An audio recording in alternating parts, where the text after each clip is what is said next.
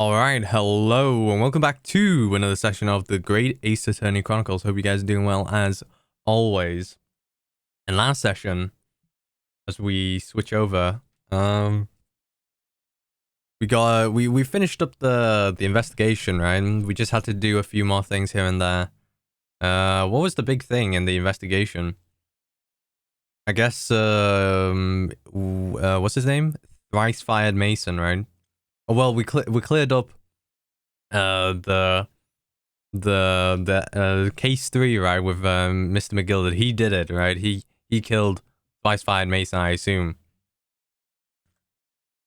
And so that like took the weight off Naruhodo's shoulders, right? And then we decided to go into the car room, right? We know that Susanoo had to leave, right? She had to go back to Japan to be aside with her father who's fallen ill, right?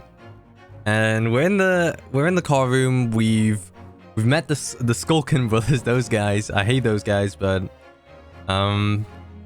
yeah, we found a little, what do you call it, contradiction? Is that a contradiction? Yeah, a bit of a inconsistency in that testimony, and I think we continue on. I wonder, right? I wonder if there's going to be another day, like the case will end and then we have to investigate again. I don't think so. So maybe, who knows? We'll find out. So it starts off like this.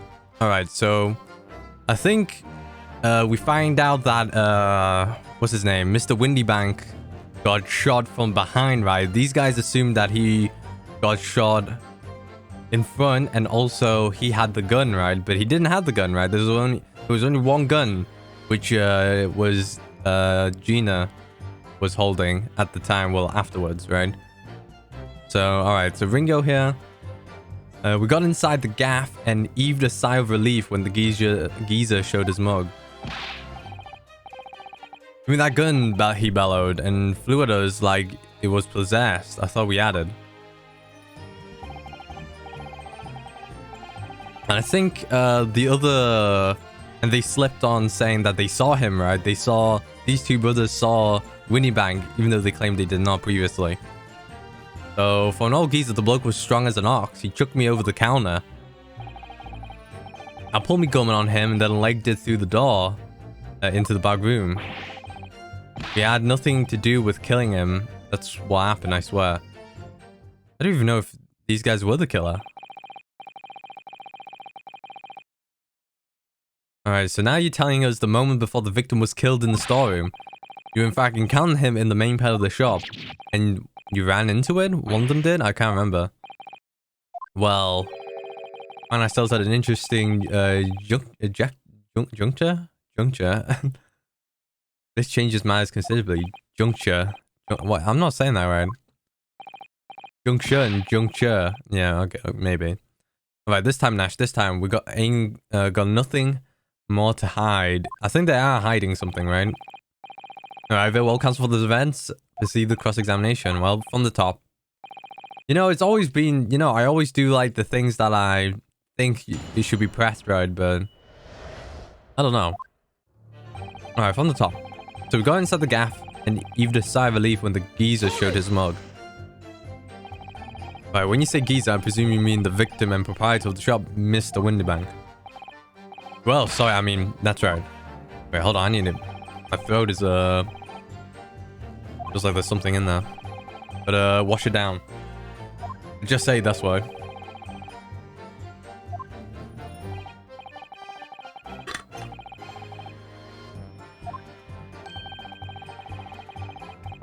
Alright, so it would seem the victim was already in the storeroom when these brothers entered the premises. Which means Ginny must have been in there at that point as well. That doesn't make sense, does it? If Gina had threatened Mr. Windybank into the storeroom with her at gunpoint, then why would he have emerged from the same room all alone, yeah? I don't understand, yeah.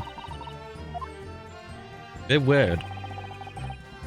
Did you see the accused at the time? What? That mall Tula? Can't tell ya. No way, Cobber. We had bigger fish to fry then. I mean, the old geezer just lost it. Alright. Give me that gun, he bellowed. And then flew at us. Flew at us. Sorry if you heard me burp there. Sorry. You mentioned that Mr. Windybag shouted those words in your previous testimony too. However, you claimed that you heard him yelling them on the other side of the storeroom. Oh, did we? The truth is, he was shouting those words at you, wasn't he? Well, yeah. Was the victim Mr. Windybank wielding a gun at the time? Was he ever blimey lummy? Great ugly barrel, yeah, I'd pointed straight out of the front piece. He's saying is he pointed the gun at you. Alright, you saw Windybank with a gun at the time, is that right? It is, Gov, it is. Spot on. And all of a sudden, he came towards he did. It was bedlam. I didn't know who was going for who. Yeah, you were clearly all going for each other. Like Nash said, we thought we had it, I mean. On all geezer, the bloke was strong as an ox. He chucked me over the counter. I pulled my gun on him, and then he legged it through the door. Alright, wait, hold on. Hold on. Getting myself a bit too ahead of myself here. Alright, for an old geezer, he was strong. He chucked me over the counter. Yes, I know that you mentioned the counter in your previous testimony too. Well, yeah, of course we did. But they said they cleaned it over. He knocked over a load of books and a candlestick and some skull. Yeah. Ah, my head kind of hurts because of the headphone. Is there a spot on my head? On top of my head? I don't think so. Alright, so in fact, it wasn't the sound of a gunshot that shocked you and made you knock those things off the counter. Well, Big Brother went flying over the counter. Yeah, don't forget, Ringo was older by a year. I forgot how old. 27? And Nash is 26. Alright, he did Nash, he did. If he hadn't been there, the bloke would have flattened me like a blooming pancake in seconds. At the time in question, the alarm was raised at the local police station via a secret cable. Yeah, alright. There's a button underneath the counter. That's right, yeah. They ran straight into the arriving police, didn't they? Oh, Mr. Windybank. He did everything he could to protect his shop. All the necessary procedures. I pulled my gun on him, legged through the door, into the back room. Yeah, these guys went into the back room. Will you intend to shoot Mr. Windybank? No. Wait, what did you say? Wait, let me read what he said. I pulled my gun. Oh, and then he legged it into the room. Alright. Yeah, I really hate these guys when they miss like this. Come on. Two stooges. The man fled into the storeroom. You were pointing your gun at him, is that him? Yeah, that's it. He shoved me away, ran through the door, shut himself in. But Gina must have been in there? There's something about that last remark. I think that doesn't quite ring true. I wonder why Mr. Windybank ran into the storeroom. Yeah, well, according to what everyone's saying, Ginny was waiting in there for him with a gun. Yeah, that's right. I don't understand. Yeah, Ginny allegedly used Mr. Windybank's gun to threaten him. Open the door. In which case, how did the gun end up in his hands again? I have no idea. It's straight. Maybe she passed it along, but I don't know. Look, the point is, me and my brother's here. Right, Nash, that's right. Me and my brother here. We never had nothing, and that's what happened. Pulled me gun on him, and then he legged it through the door. Alright, let's just press the last statement. And see what we got ourselves into here. You say you had nothing to do with it. Nothing at all. Nothing, Gov, nothing. The old geezer went and shut himself in the back room, didn't he? Locked it was from the inside. We know it was because we tried to open it. But it's a decent one, that one, good and strong, wouldn't but an inch. So in the end, the situation remains unchanged. Inside the storeroom with the pawnbroker, there was only one other person. The sole person who could possibly have shot the victim, the accused, Miss Gina Lestrade. Ah. It would indeed appear so. What do you say to that, counsel? I don't know. Was there anyone else apart from Gina who could have possibly shot... Was there anyone else Who could have shot? They could have been, right? It could have been them, right?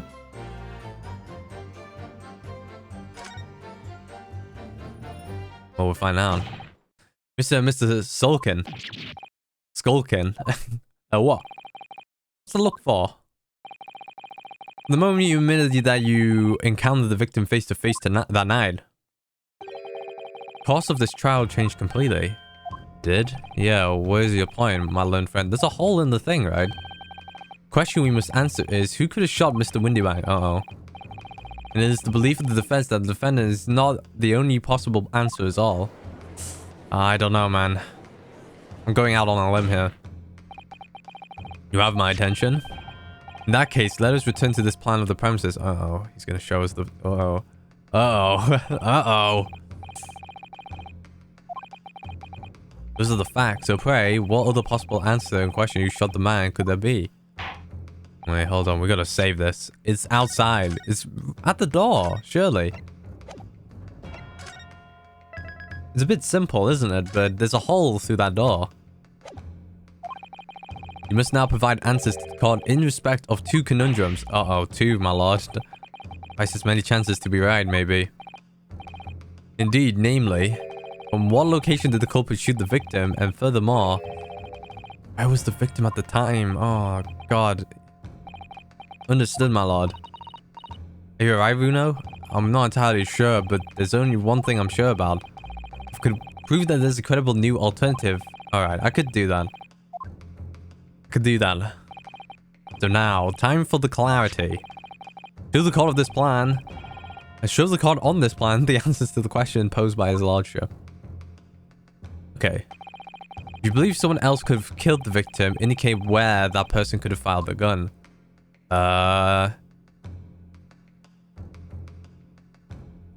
Is it a trick answer? It could have been here, because that's... Oh, God. Oh, God. Wait, let me save. It's either he shot... Alright. Because we have the picture, right? It must have been out of sight. I'm gonna... Alright, let's do the most obvious one in front. The defense believed that the culprit could have shot the victim from this location here. And in answer to the second question... Oh, God. Assuming that the culprit fired from the location indicated, where was the victim at the time? I guess behind the... Yeah, behind here, I guess.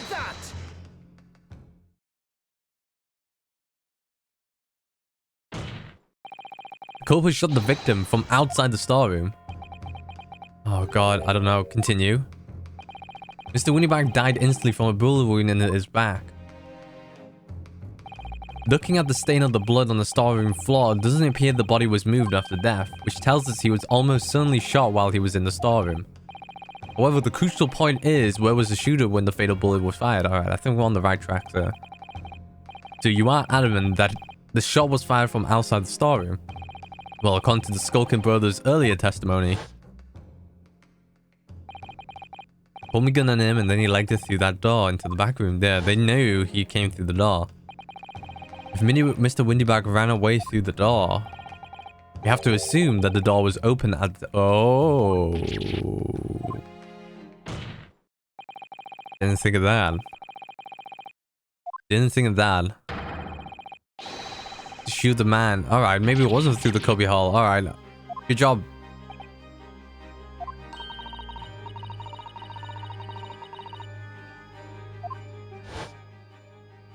I have to clear the frog in my throat. Moving on to the findings of Scotland Yard's coroner, his report states that the bullet entered his body on a rising diagonal rising. So it was shot below? Below up, meaning the victim was likely shot by someone significantly shorter in height. Oh, God. Saying so. Ringo? Poor man, shot while he was running as fast as he could safely. Ah, of course. He would have been leaning forward as he was running away. Yeah, we saw him run. So the culprit isn't necessarily someone shorter than Mr. Windybag.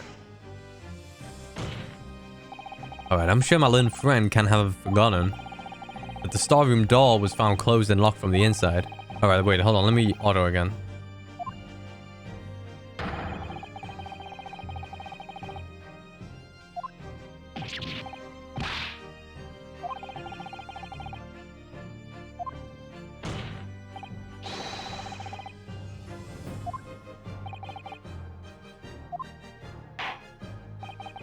I just had to take off my jumper.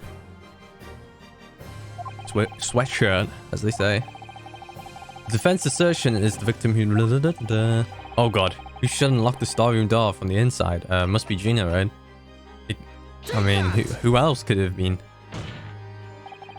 Obviously, the person who locked the door was the only other person inside the storeroom, the defendant. Objection!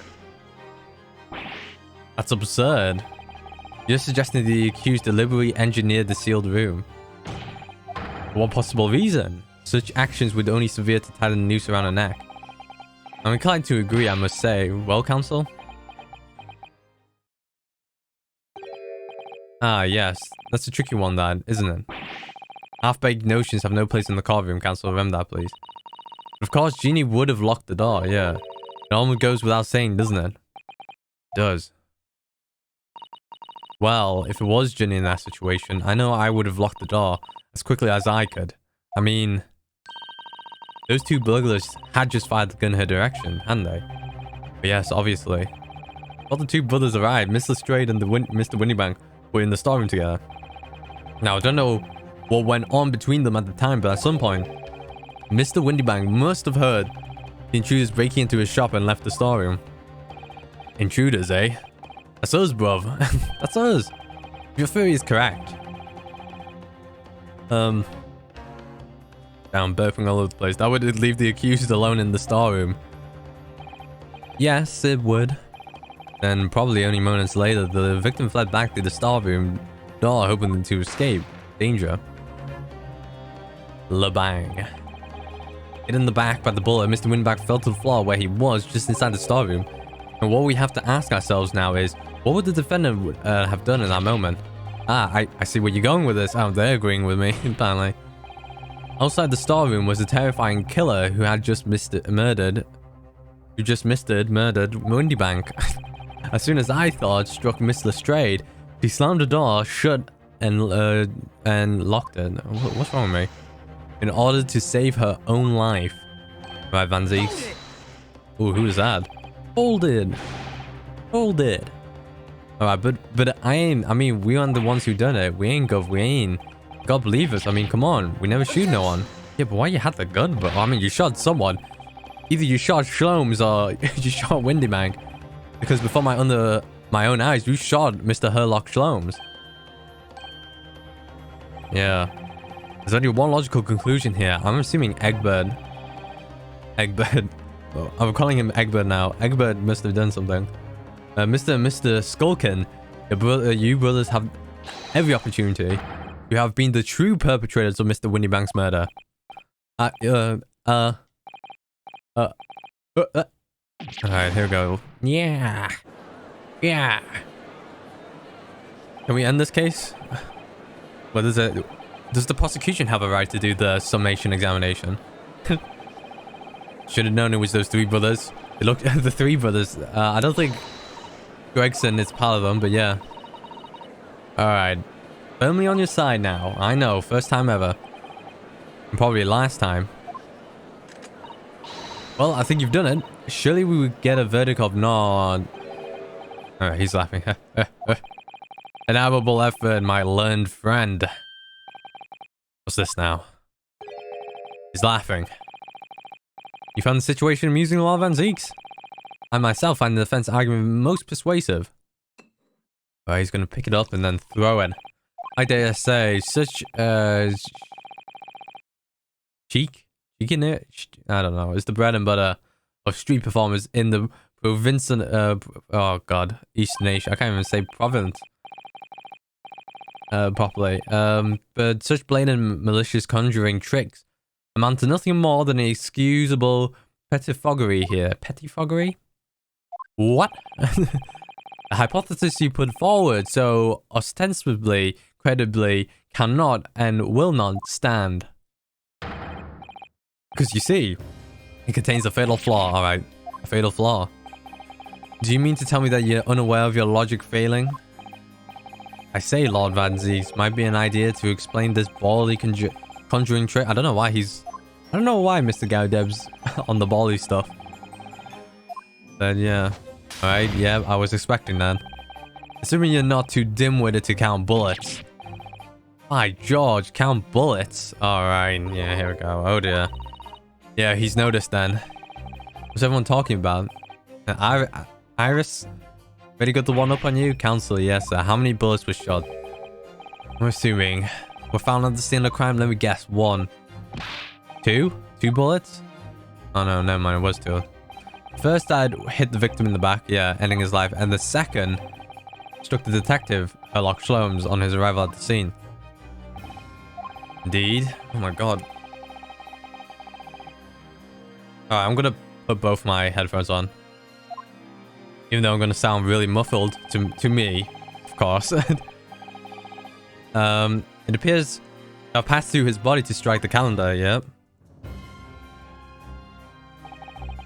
The lordship understanding is correct. Furthermore, we know there are 2 firearms involved in the incident. The revolver belonging to the victim, Mr. Windybank, and the Skulkin brothers' revolver. The evidence shows that a single bullet was fired from each gun. Yes, indeed it does. A single bullet from each. Now then, my learned friend. You yourself told the court only moments ago that these 2 bullets shot Mr. Sherlock Sholmes right before their eyes. Oh, your eyes. Yeah, I did. Oh my goodness. I think you find that if the single bullet that was fired from the brothers hit Mr. Sholmes, it means... Yeah, Windybank's not shot by same gun, stop. Only 1 bullet, stop. Exactly. Yes, this Nipponese street performer presented an ostensibly credible argument. However, it was never anything more than a diversionary trick with no hope of standing up to scrutiny. Ugh. Am I gonna fly onto the back? Alright, order. Oh, damn, he... God, not again. Pray forgive the discourtesy of throwing the dregs of this hollowed nectar into the public gallery. You hit me twice, Van Zieks. Not Van Zieks. Alright, but this car needs to open his eyes. The accused, Miss Gina Lestrade, is no ordinary little girl. Despite her young years, she can, regrettably, no longer be described as a juvenile. I was going to say juvenile for some reason. No, the person in the dock is far from a law-abiding citizen. She has a past riddled with criminal conduct. Oh, please don't tell me he's going to bring up the case. Oh, no. The truth is, the accused broke into pawnbrokery on the night in question with loathsome intent. As we can see beyond doubt in this print, which depicts her threatening the victim with the murder weapon. And I have here in my possession one more piece of evidence the prosecution wished to represent. Ah, that disc. Yeah, and bit my tongue. I'll be taking whatever it is of Mr. McGilda's down to the yard. Thank you very much. No, don't give it to him. It's mine. That is mine. I'm sorry, miss. Anything belonging to Mr. McGilded has to be taken in as evidence now. Yes, that music box disc. McGilda's music box disc. The very day before the hateful murder of Mr. Windybank, the accused attempted to make off with this article which clearly doesn't belong to her. And with none of the subtlety of the pickpocket, I might add, bird by brute force and brazen impudence. Goodness gracious. Make no mistake, any sympathy for the accused on account of her years is misguided and dangerous. There are no deaths to which this girl would not stoop if pushed. No crime she would not commit. The court forgets that fact at its peril. I see. I think it would be prudent to take this music box disc into evidence, counsel. It's a grim testament to the defendant's character. Whoa. Lord Isaacs, damn, that was Gregson's holding? Crazy. He has a bit of a high voice, doesn't he? Expect it? We had a meeting yesterday at the yard with the prosecution service, and I think it was agreed that the disc wouldn't be used as evidence. Why so? What's this all about? Why is the inspector acting strangely? It's the first time he said anything to Van Zieks at all. I'm unaware of such meeting. But those were the instructions right from the top. The government's bigwigs were insistent. Oh? Inspector, I am a prosecutor and I am alone, determined how to present my case. Your warning is noted, thank you. Huh? Prosecution wishes to proceed with submitting this disc as evidence, my lord. Indeed. Bailiff? Alright, the music box disc has been added. Prosecution has established the accused motive, opportunity, and baseness of character. There's nothing more to add. You're gonna take a bow? Yeah, it does then. Ladies and gentlemen of the jury, I await your informed decision and rest my case. Hey, this can this guy get a assault charge? He threw a ball at me. I don't believe it. I had the jury on my side for once for all my 5 minutes. Oh dear, it wasn't even for 5 minutes, Runo. My lord. I wonder, alright, if I may say something, we may have to do another summation. Been stumbling about it in a bit of a fog up till now, if truth be told, but all of a sudden, the answer's boldly obvious to me and my men. There's only one thing for it. Oh no, here it comes. Another summation, examination. Guilty. Guilty. Alright, here we go. Guilty. Guilty. Guilty. Guilty. Guilty.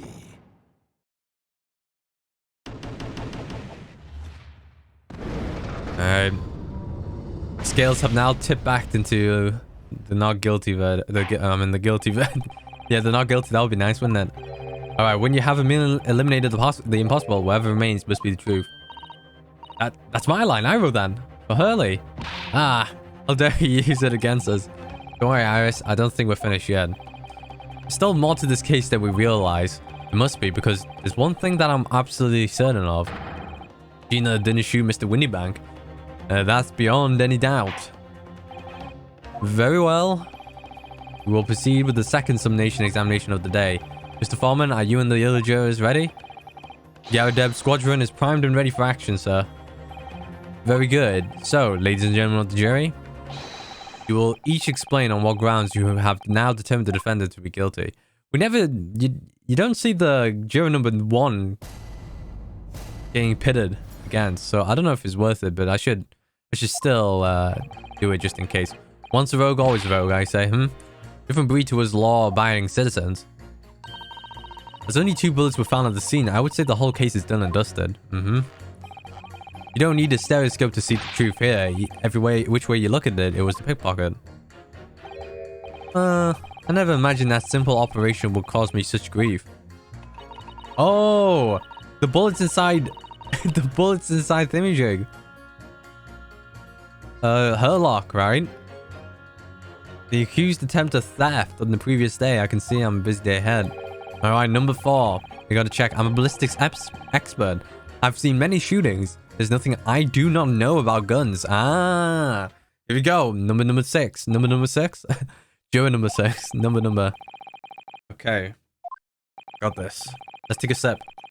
And auto.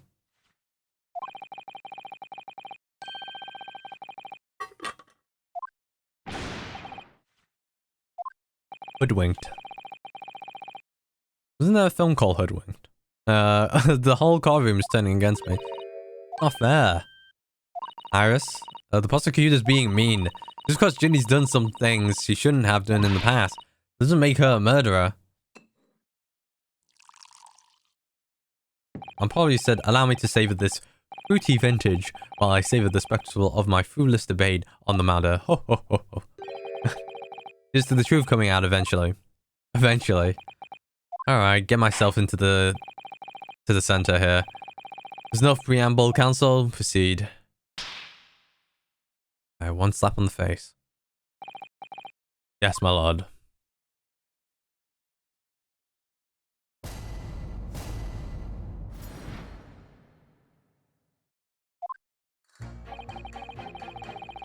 Alright, hold on.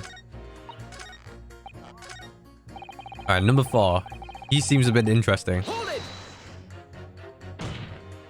Would you please stop muttering about things that have nothing to do with this trial, sir? defendant's life is on the line here.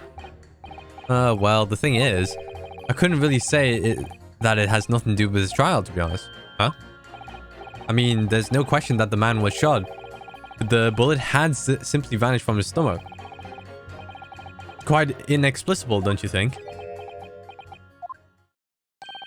I almost don't want to ask, but this surgery you've been muttering about all this time, you were operating on...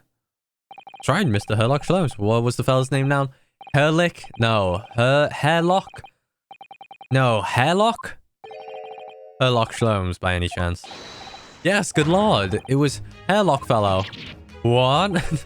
You're the surgeon that operated on Mr. Sholmes. That's right, using the very latest anesthesia techniques, I might add. It was a fairly major op, I could tell you. This is crazy. Let me see, the fellow was brought in not long after midnight, if I remember correctly. Oh, can we get like a blood sample or something? So I opened it up like a shot. The funny thing is, I went over his insides with a fine-tooth comb and couldn't find the bullet anywhere. Not an actual fine-tooth comb, I hope. So I'm afraid... Do they use combs? I don't know. I don't think so. I'm afraid I had to throw up my hands and just stitch the fellow back up. Oh, he might have a bullet inside him. I hate to state the obvious, but... Yes? Surely that's because the bullet is still at the scene of the shooting. Counsel for the defense is correct. It's clearly shown in this photographic print. The bullet the Skulkin brothers fired, I don't think a bullet hits that far up. I don't know what it... Unless it was Ringo who shot him, but I don't know. Who do you think I am, son? Well, juror number 4 is about the best I can do. And used to be juror number 5. As soon as I saw... Or was it juror number 6? As soon as I saw the wound to the man, he was juror number 6. I flipped him over. Alright. Like a pancake? Are you saying that you checked his back?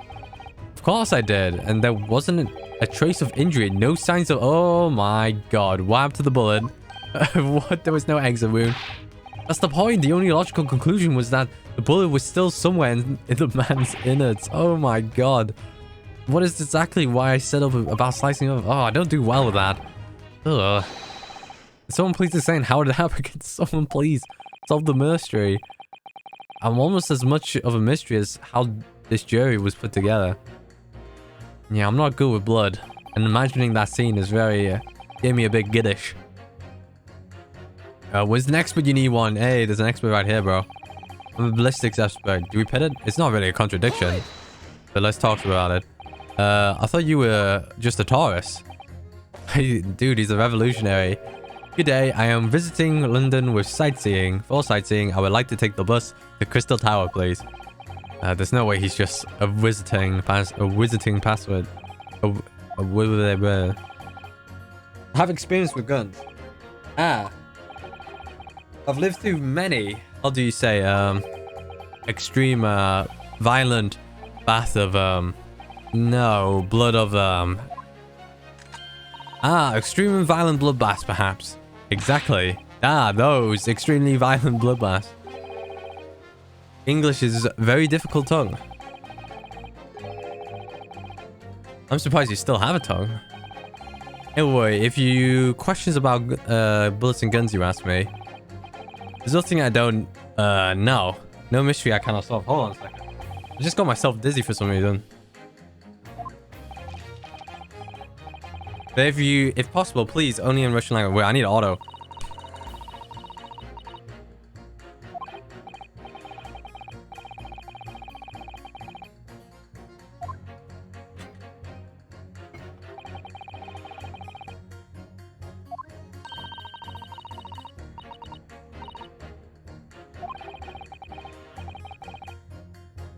Alright, wait, let's check the history here. I have questions and bullets and guns. Wait, let's go to Mr. Fall again.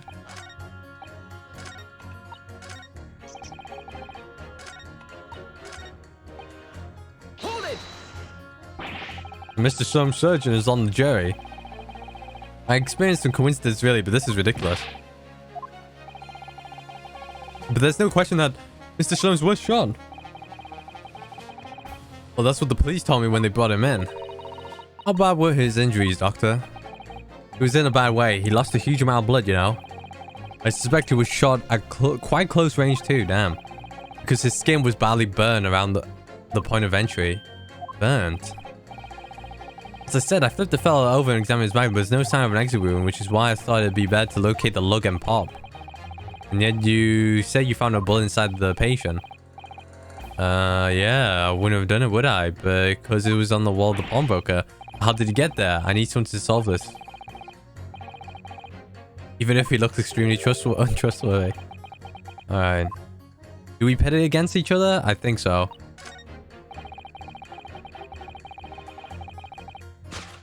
If this doesn't work, I'm not going to be happy. Objection. Alright, it works. Those two statements clearly contradict. The idea that all I do... the idea that all I do is pit yours against each other. Oh, a ballistics episode? Pitting. Pitting. On the night in the question, Mr. Jones was shot by one of the Skulking bullet. Is it the same gun? I don't know. At least we have the revolutionary guy. What's his name? Broshizvik? Broshizvine? Alright, a bullet was found lodged in the wall of the shop when Mr. Shlomes was... wherever, I couldn't see. Jury number 6. Hello, my name is Villain. Pleased to meet you, Villain. Number 4. Are you able to explain the mystery? I've seen very similar situation in Motherland. Wary. It was night. There was blizzard. I was running along mountain road in freezing cold. The snow was piling high on both sides of the road, and it was very narrow and dangerous. Wary. My pursuers had hunting rifles and they were on dog sleds. Dog sleds. Mental note. Don't ask too many questions. I was shot from behind and I fell down in snow. And this situation was very similar to what I hear today from Doctor. They could not find bullet in my body and no sign of, what do I say, exit wound. Don't tell me there's disappearing bullets. You gotta be kidding. Is there such thing? Bullet never hit me.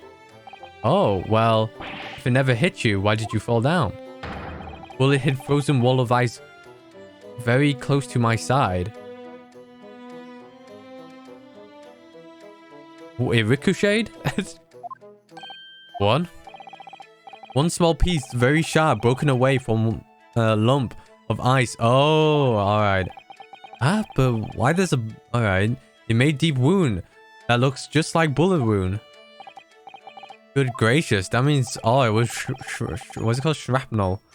Shrapnel. Shrapnel. And that is solution to mystery of disappearing bullet. But that doesn't answer the questions at all. Huh. The shooting happened in a pawnbroker's shop. Not some snowy mountain road in another country. Just an idea, but we might not be looking at exactly the same scenario here. Bruno. Where exactly was Hurley shot again? Oh, alright, I got you now. Around this area, I think. Well, that's precisely where he always wears a little pouch on his belt. Pouch? Actually, I might have not noticed something like that. Yes, a pouch. It's where he keeps 3 glass vials of very dangerous chemicals that he uses in his investigation. What? Really? Doctor, where's the pouch Mr. Shlomes was wearing? Huh? Well, the fellow had nothing like that on his person when he arrived at the hospital as far as I remember. If I may, Lord Van Zeeks. While I realize it is forbidden for the prosecution to interject during a summation examination, I should have formed the defense that I have the pouch in question in the antechamber outside the courtroom. Sorry? Yeah, can you bring it, please, Van Zeeks? As I understand, when the police arrived on the scene and found Mr. Shlomes injured, they removed the pouch in order to access the wound. Oh, thank goodness. I thought I was getting forgetful for a moment. Since then, it has been in my safekeeping along with all other evidence relating to the case. I can personally vouch for the fact that it has not been touched since the incident occurred. Very well, while extremely unconventional during a summation examination, I must demand the prosecution presents the item in question with all speed. Bring forth Mr. Herlock Shlomes' pouch. I see, so this is the pouch one. Oh yeah, it's destroyed in the night in question. Look at that. When the files is broken and leather around it is scorched black. It's almost as if the file exploded. exploded. So, that night, the bullet from the Sulkin brothers gun struck Mr. Sholmes' pouch. And it was the glass fire exploding that caused the fellow's injury. This bullet did not penetrate the victim, but was deflected into Wallow's shop. Is he gonna throw that? A delightfully complex aroma. Well, it would appear one mystery has been solved at least. Though it has no bearing on the truth of this case. The bungling and burgling brothers shot the detective and the accused shot the pawnbroker. The pertinent facts of the case remain unaltered. You got blood? At least the mystery is solved. I can sleep easy tonight. Thank you, young man. Ah, thank you very much. Very much. Very much. I'm hunting rabbits. Due to its bearing on the conundrum just solved, the court will sequester the scruffy pouch as evidence. Lily's pouch isn't scruffy. Alright, well, I'm guessing because she made it. Now, the summation examination. Wait, hold on. It would appear the defense is somewhat struggling to alter the opinion. Can I check his, No, this is way too many evidence. Holy crap. Ooh. I'm surprised it didn't destroy it. It just deflected? Oh, look. There's a hole in here in the back. It doesn't look like a bullet hole. But clearly something ripped through the leather with great force. So they must have pierced it somehow to left this hole behind. Yes. It looks that way. Mr. Sholmes and his pouch both took a beating, didn't they?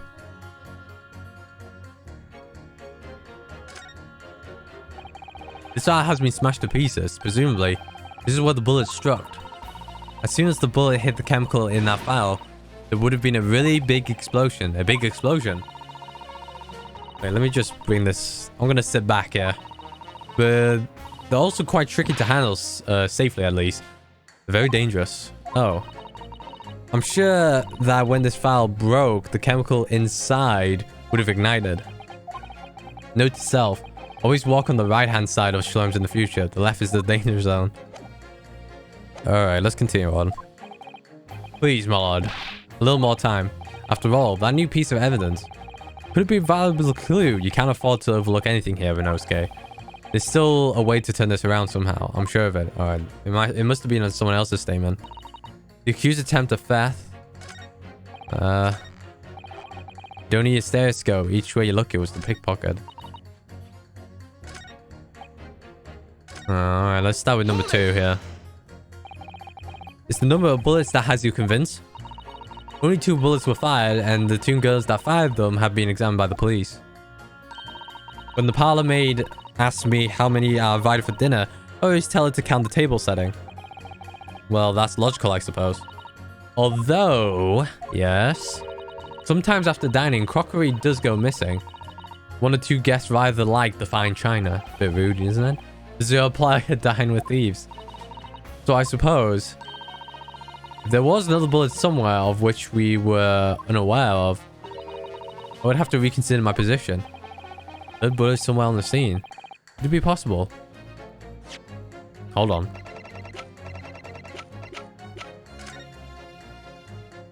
Is there a bullet? The controls on this is like terrible. Yeah, there it is.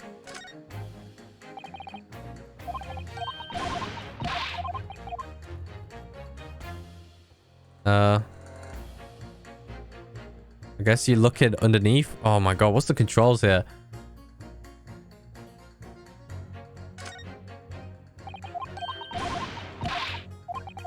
I need to hit it up. No, that's not it. It is on this pouch. Oh, maybe I'll just look at the... Yeah, here.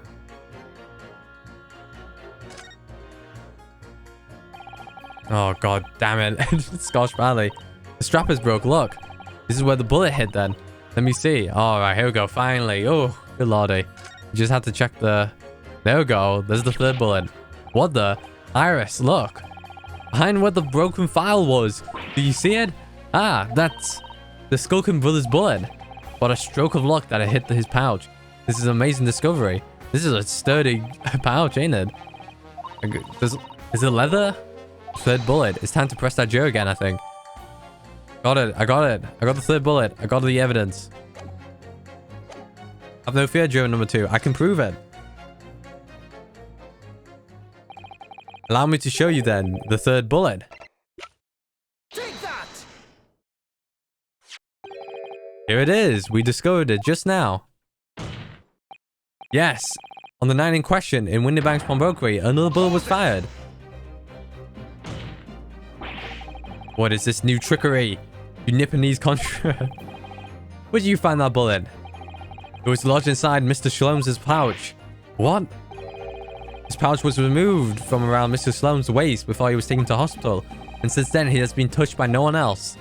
Do you mean to say the shot fired by the Skulkin brothers that night? Yes, as your lordship has summarized, it has hit this pouch. But that makes no sense whatsoever. We already know the whereabouts of the bullet fired at Mr. Shalom's. It's clearly visible in this photographic print. Ah. 2 guns from the scene have already been submitted into the court as evidence. Yes, and that of Mr. Winnieback. And that belonged to the Skulkin brother. That only a single bullet had been fired from each. But that must mean... Damn, we've got... Yeah, that's right. We now know that on the night in question, 3 bullets were fired. However, only 2 bullets were fired from the guns recovered from the crime scene. Yeah. Cannot and must not pass judgment. Ah. Damn, Van Zeeks, he's got hit on that one hard. Order, order, order. While the summation examination remains incomplete, the court has been presented with new facts. Facts that would appear to shake the very foundations on which the case against the defendant has been built. As is my prerogative in this situation, I hereby temporarily suspend the summation examination. Oh, damn. By Jupiter. What? You could do that? Bailiff, bring the witnesses back to the stand at once. Damn, I wasn't expecting this. Because of the new evidence? Or new, really big evidence. Gregson's the... Oh, Gregson. Governor. We listened to proceedings while the defense carried out the summation examination? We was, Governor. We was. I was like, we was the other... God damn it. Perhaps we could dispense with the tedious preamble. Simply answer this one question. A third bullet has been identified at the scene of the crime. What do you make of that? Make of it, Gov? I don't make nothing of nothing if I can't help you. Is it one of yours? God blimey, Gov. God blimey. Not a chance. In that case, do you have an accomplice? What? What? Never. The Skulkin brothers never work alone. It's the 2 of us. That's our trademark. Wasn't there 3 of them? How soon we feel again, Paul Sulky? Only 2 of the bullet. There must have been a 3rd brother, right? We gotta bring in the 3rd brother. Where is it? Lummy, that's a head scratcher. Oh, Lummy. That's an head scratcher. Counsel for the defense? Yes? I'd like you to hear your thoughts regarding these new developments. The 3rd bullet and the... I've heard all the evidence we've seen. I think I'm starting to get a picture. A picture of what really happened that night.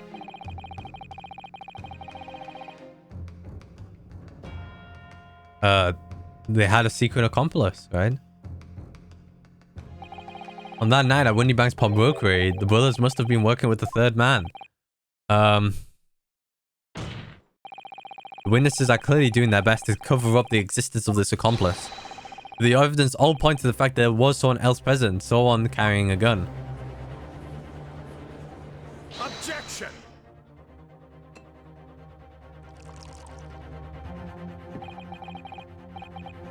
An accomplice, you say?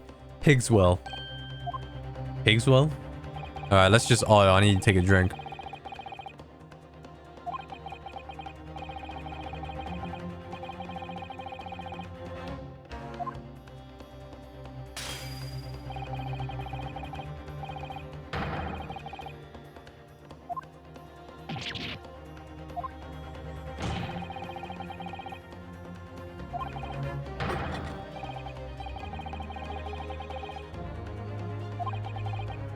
And secondly, the identity of this spurious character. Skulking brothers are lying, I know it. Is it Eggert? How can I discern the identity of the person they're hiding? Well, counsel, I'm supposed to prove the existence of this accomplice and reveal the person's identity even. In response to the prosecution demands, my lord, the offense is... Oh, shoot. Do we have the deals? I think we do.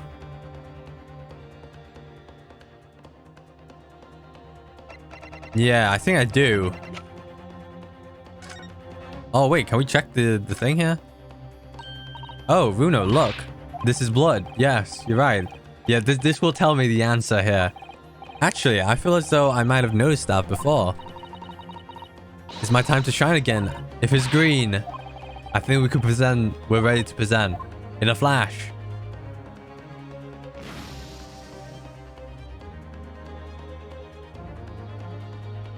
Oh boy.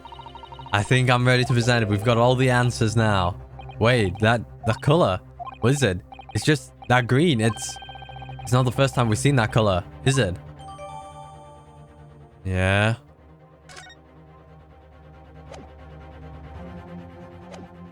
Only one man. I am ready to present the answers. The defense is ready. Believe I can provide all the answers the prosecution demands.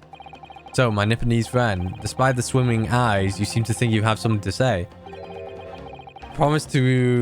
This promised to be interesting. I have to push forward now. There's no other option. I need to use every single piece of evidence available to me if it would make a difference. In that case, counsel, I will ask you to present evidence without delay.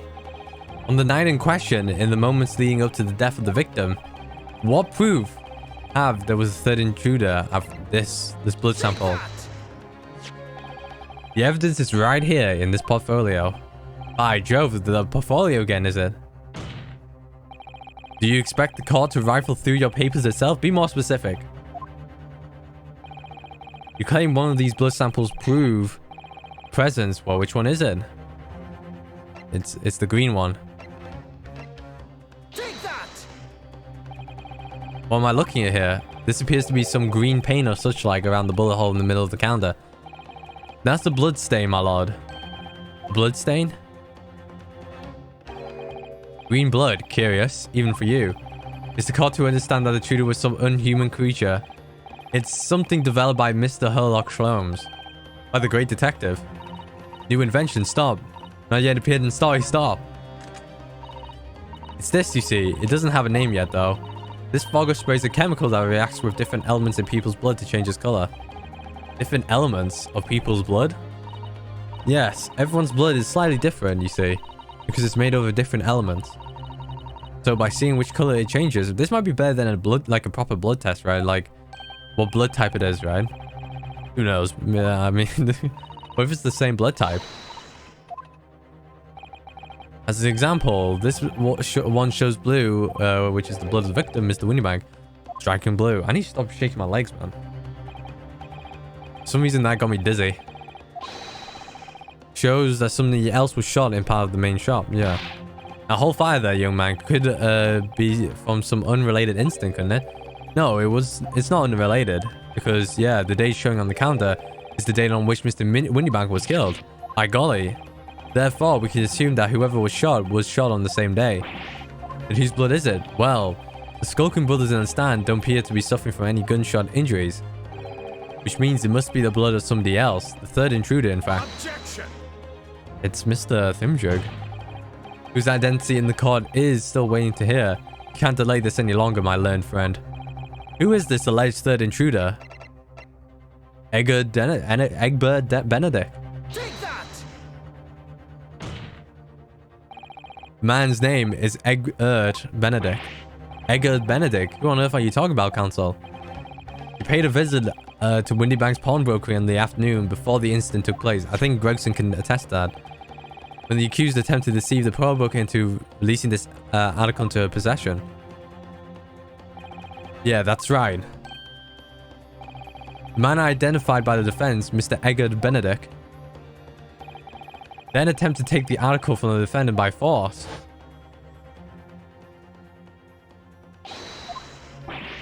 I believe it. It was Speedwagon all along. I believe this filthy pot fig just redeemed an article from you, no? Oh, damn. Look at Mr. Windy Bag Pot guy.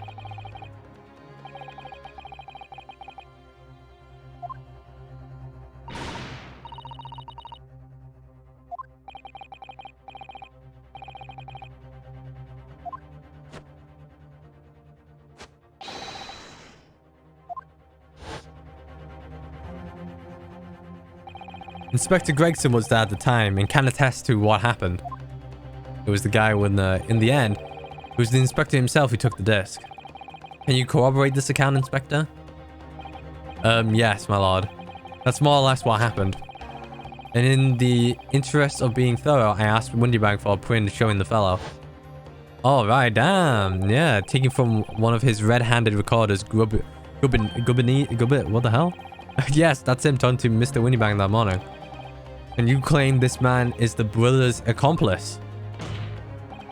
Well, Mr. Sulkin? Skulkin? Never seen the geezer before in my life. On me life, Gov, on me life. Never see him. These guys are changing accents. Well, somewhat unsurprisingly, it appears our witnesses disagrees with the assertion. I'm sure your lordship recalls my learned Nipponese friend's actual assertion, which was that he could prove the identity of the alleged accomplice. Yes, and I can. Then show us the evidence. I agree, we must see proof. Oh, what? Hold on a second. I don't understand.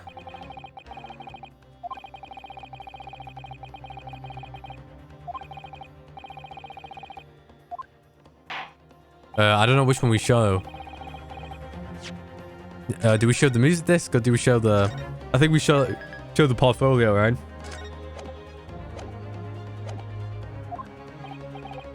Yeah, just in case a save. I really don't want to lose light. All right. All right, hold on. I believe it's this. Take that! Yeah, the proof is right here in this portfolio. Good gracious, cancelled. Does that portfolio contain the answer to every question posed? I see you shared my interest in claret-colored liquids, my Nipponese friend. But enough. The court demands to see further evidence. Yeah, I know. Which blood sample proves that the man identified was the same? Number 4. Take that! As I mentioned before, in the afternoon of the day in question, the defendant attempted, deceitfully, admittedly, to reclaim this disc from Windybanks, which is when the aforementioned Edgar Benedict appeared on the scene, I believe. This man then attempted to purloin the article from the defendant's possession, no? That's correct, my lord. I myself was presented at the time. It was following this that a minor incident occurred. But of course, sir, here's the disc for you. Very well. I shall bid you farewell. So goodbye to style. Alright. The Gina, like, yeah. Yeah, look at that. Look at those hands. This little tramp. You've drawn blood, you filthy animal. Alright. Sharp male protrusions. Still visible on this disc. Goodness, the bloodstain is it? My assistant and I have just analyzed the bloodstain here in this very courtroom, using my trusty fogger gun. Yes, and we added this results to this portfolio. Could have done it without you, Iris. I say, it's green. It's exactly the same color as the blood around the calendar. That's right. The evidence is conclusive. The man calling himself Mr. Edgar Benedict, who was in Mr. Windybank's earlier in the day, is the accomplice who was present at the scene of the crime that night. That same night. So there was someone else. Look at those two brothers now. They're sweating buckets. Like, who are you talking about? It's boiling in here. My lord, it is the opinion of the defense that Edgar Benedict should be summoned to the courtroom to testify. We certainly see... Objection! This has gone on long enough now. This flagrant ignorance of the something law. I didn't see it. Mechanical law? Herlock Sholmes, you say? Yes, I've heard that name. The protagonist in the series of short stories from the vulgar classes. The god of detection of such. You don't need to be disrespectful. And now you employ chemical substances devised by this fantastical persona in the highest court in the land. Do you expect us to take you seriously? Samples made. I need a drink again. I need a rest, man. Rest my voice. I'm just gonna.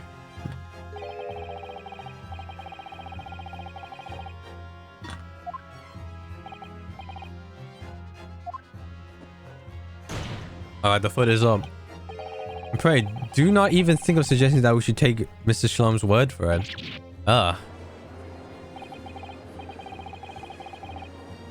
I don't think so. I don't know. I mean, he is a great detective. What are you talking about? We can't let him get away with that. I knew it would come to this. Of course, Mr. Sholmes' invention isn't going to be recognized by any official body. But what other choices did I have? I'm just remembering what Father Christmas over there said before. About how he was the temporarily suspending some nation, Father Christmas, excuse me. In other words, the examination isn't over yet, is it? Good grief. What did you say, young girl? And in the summation examination, the decision as to whether or not the trial continues is in the hands of the 6 jurors, isn't it? So, the way I see it, it doesn't matter what certain other people think of Hurley's invention. At least, not for now. Yes, she's right. Damn, we put the spin on it. Young lady, you have quite the devious mind. Don't worry, she's got a 200 IQ in that little head of hers. What does the jurors think? Members of the jury, are you convinced by what you say, Runa? Is there the... Oh, I don't... I'm slipping. I'm slipping. I'm slipping. Unbelievable. Mr. Sholmes' partner is a force to be reckoned with. Well, as expected from the daughter of Mr. Wilson, Iris Wilson, sharpshooter. After that shrewd precis of the situation from an entirely unexpected source, it must be acknowledged that the previous examination has yet to reach its conclusion. It's absurd. In this matter, alright. Well, are we still doing this? What's going on? As proud citizens of Her Majesty's Britain, I'm sure it will come to fair and just go... What the hell is just happening? What's going on? So then, state your final decision in turn, please. Not guilty. Not guilty. Not guilty. Guilty. Guilty. Not guilty. Alright, it's a 4 on 2, right?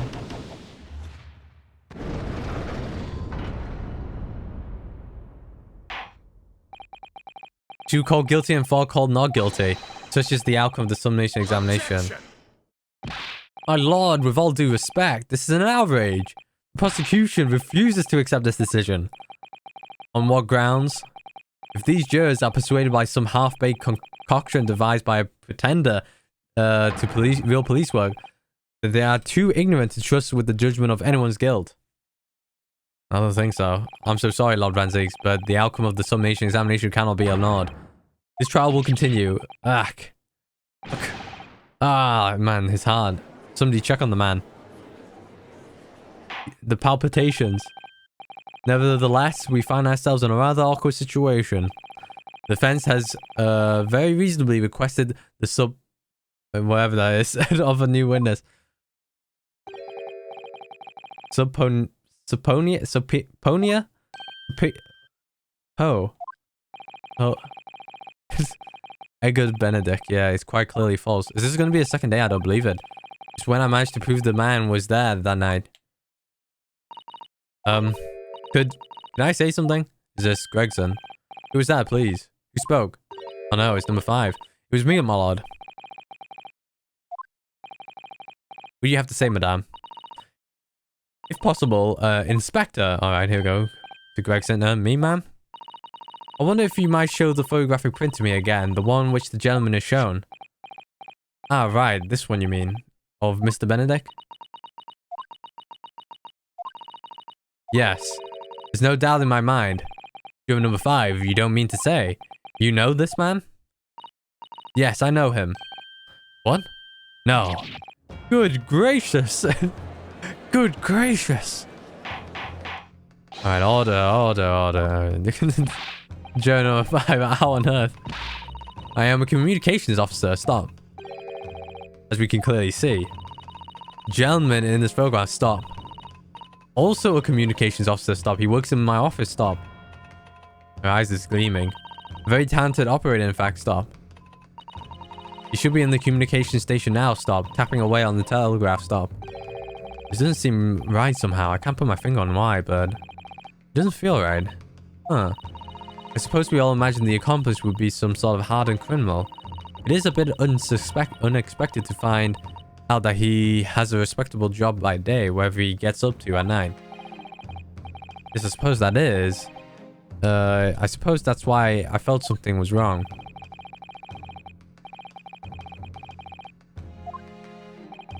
Lord Van Zeeks, if you please.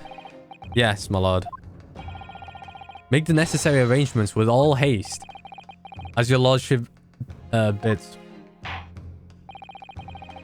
The car will recess for 1 hour. Inspector Grayson. Yes, my lord. I should like to hear from you specifically about the events of the pawnbroker on the day in question. I come to my chambers during the recess. Alright. So there is going to be a day 2, right? Alright, court is adjourned until 1:40. Oh, never mind. It's not. It's all going to be settled today. Alright, so that took a bit of an hour.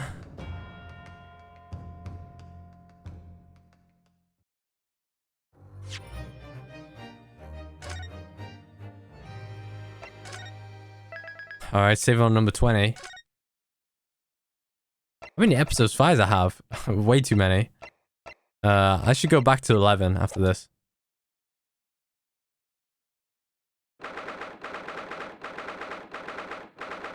$140. All right, we'll see what happens here. I'm gonna take a drink as well. Yeah. Oh, you're holding up, Gina. I'm starting to feel quite warmly towards her frequent cold shoulders now. Ginny, are you all right? Why aren't you saying anything? What's the point, eh? Why go all this trouble and fight so hard for the likes of me? God damn it, Ginny.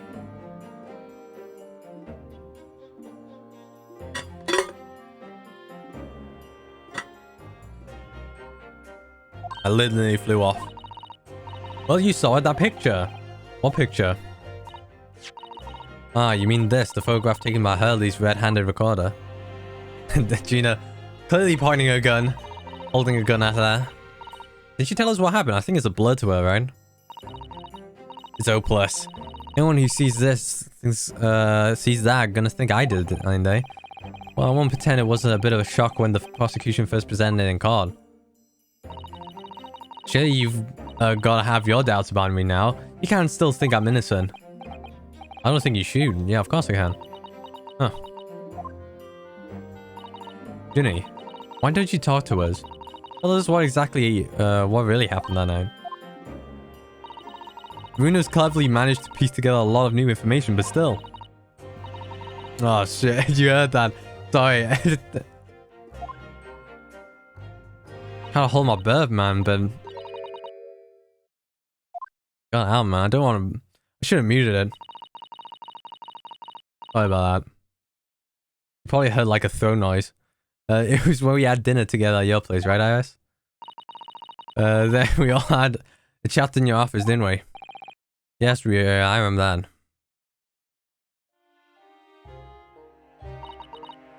With that, I just couldn't get to sleep, so I slipped out and went down the street to the 2-1. 2-1. Mr. Windybags, I had to know. If Iris' story was there or not, the Hound of the Baskervilles. I don't know what it's about or nothing, but if you ask me, there's something in it that Shums don't like. Something what he don't want other people reading. So that's why he lied to Iris about sticking it in lug with Windybanks for safekeeping. At least that's what I thought at the time. So you broke into Windybanks? I just had to know if it was in there or not. I mean, I had no idea all of that was going to kick off, did I? I struck the lock and stuck inside. It was dark, as you can see in there. So I gave the oil lamp on the counter a bit of a wick. And that's when... What do you think you're doing? Ah! I nearly died. I did. Next thing I knew... Picked up the gun. I grabbed the gun off the counter and was waving it in the air like... I don't know what. Ah, you're the girl who was in here this afternoon. I didn't think pickpockets went in for armed robbery. The mantle script. Have you got it in here? Shlomes leave a load of papers with you, a story. I beg your pardon. The hound of the something or other. If it's in here, I want to see it. I'm sorry, young lady. But I sooner die than relinquish an article belonging to one of my customers. I don't want it. What would I do with it anyway? I just want to see it here, that's all. Oh, you want to see it, do you? I want to know if Shlome's really pawned it here or not. Please, just let me see it, and I'll go. Very well then. But for pity's sake. Yeah, stop waving my gun around, would you? Alright, yeah, so that makes sense why Gina was in the storeroom before he came back out, right? And it was there, alright? The mantle script. Shlomes weren't lying after all. Still can't say manuscript, eh? You did all just check for me, Jenny. You did all that just to check for me, Jenny. Anyway, then there was a bit of a kick-up in the main bit of the shop. The Skulkin brothers arrived on the scene, yes. What was that noise? Someone's breaking in. Dear me, is there some burglars convention here tonight? I don't know about. I think I forgot to shut the door behind me. Sorry. I better go and take care of it. Could I possibly have my gun back? Oh, well, I'll come with you, Anne. Now, don't be foolish, young girl. You mustn't stay right here. Don't leave this room under any circumstances. Why did she get, like, knocked out? Maybe because she fainted. Yeah, because there's a dead body. He took the gun and walked back out into the shop. I hung back in the storeroom, like he said, straining my ears in the dark to hear what was going on. It sounded like they got in a bit of a scrap. I started to think I should help, see. So I was just about to go out the storeroom myself when... 2 shots. I heard a couple of shots go off, 2, I think. Almost at the same time. And there he was, right at my feet, lying face down on the floor. I was right next to the storeroom door, so I slammed it shut as quickly as light because you thought... Yeah, whoever had shot Mr. Weeman might come after you, yeah. So I went to grab the old cove's gun. I figured I'd put up a fight at least. But when I got a better look at him, I knew... Yeah, he was dead. Woody Banks was a goner. I felt funny in my head all of a sudden. Kind of dizzy. And after that, I don't remember nothing. Yeah. A little bit woozy. I would be like that as well, dude. Must be when you passed out, Gina. If I hadn't done what I'd done, the old cove might still be alive. Yeah, that's true. Did you tell the police everything you just told us? Of course I did. But they didn't believe a word of it, did they? All they said was, if I keep telling lies, it makes things even worse for me. It'll be alright, Jenny. Don't worry. Just stay strong a little longer. Bruno's about to put the real culprit through the mill. A cove what was there in the afternoon? Yeah, what was there in the afternoon? That Egbert Benedict. Egbert Benedict. Speedwagon. Still remember how he looked at me like I was nothing. He was there that night. Don't know his real name yet. I'm convinced that he's involved somehow. Anyway, thanks for telling us what happened, Gina. I appreciate your honesty. You what? You can leave it all in Runo's capable hands now, Jenny.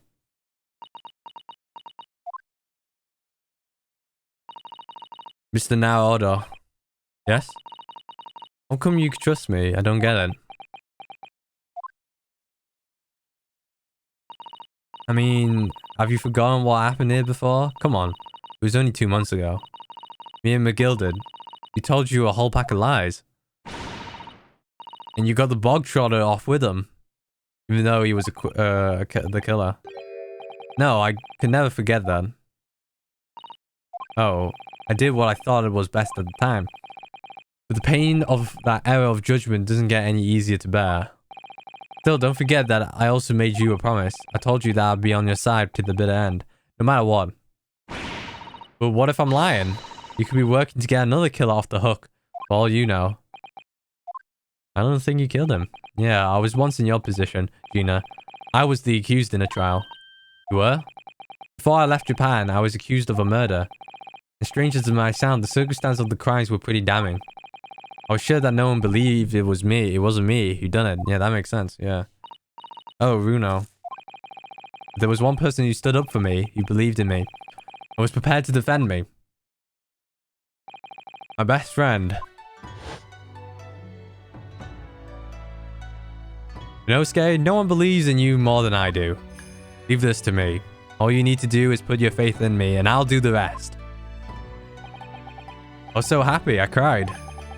But even then, somewhere inside me, I couldn't help thinking. Sure, he doesn't really believe in me. Not completely. But I was wrong. Damn, Masogi was a real bro. As soon as my trial began, it was obvious. And he had an absolute unwavering belief in me.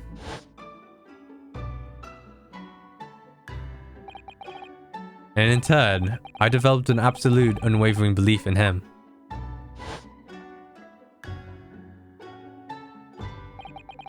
Since then, I came to realize, if you want someone to believe in you, you have to believe in the other person first. What are you saying? I promise you, Gina, that no matter what happens, keep believing in you. So you don't need to worry. I won't let you down. Even though I'm a diver and a no-good lawyer. You're not like Mr. McGilded. Mr. McGilded, I know that. Eh? That's right, you're our friend, Jenny. Iris. We know you better than you think. And we've come to the conclusion that you're someone we can trust. Getting mixed up there. That's really all we need to know. Exactly. Mr. Naruto,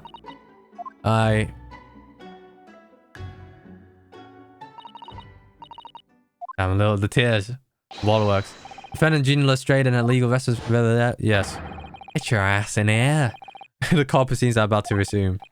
Yes, of course. Thank you.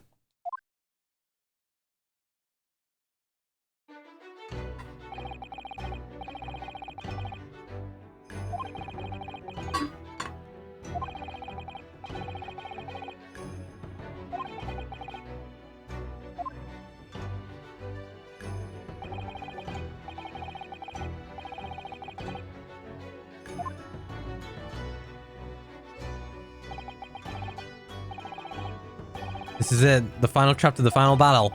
Wish me luck, Suzaru-san. And I hope you're watching over me too. Partner. Alright. Azuma, please give me your strength.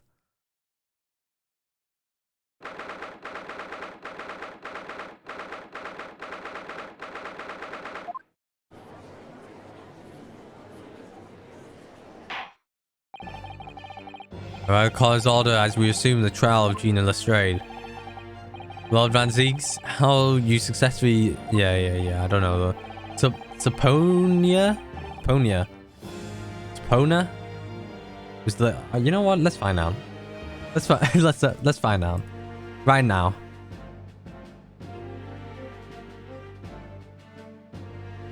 Give me the pronunciation. Subpoena. Alright, I wasn't expecting that. Subpoena. I wasn't expecting a subpoena on that. Subpoena.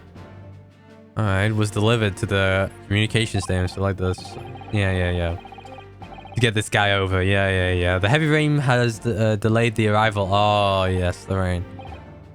I see. Then let us turn our attention to Inspector Gregson, priestess of the case, heard by the court this morning. The glaring omission of the third bullet in your report is a serious blunder, Inspector. Yes, sir, I can only apologize, my lord. And although the defense chemical analysis of the blood at the scene makes it for a compelling argument, I cannot permit such untried methods to be used as evidence in my court. Huh. It's a big mistake to cross Hurley and me. A very big mistake. My lord, the subpoenaed witness has just arrived in the... Don't worry, we're learning. Subpoenaed. Subpoenaed. Mr. Edgar Benedict. I didn't expect to be crossing paths with him again so soon. Certainly not like this.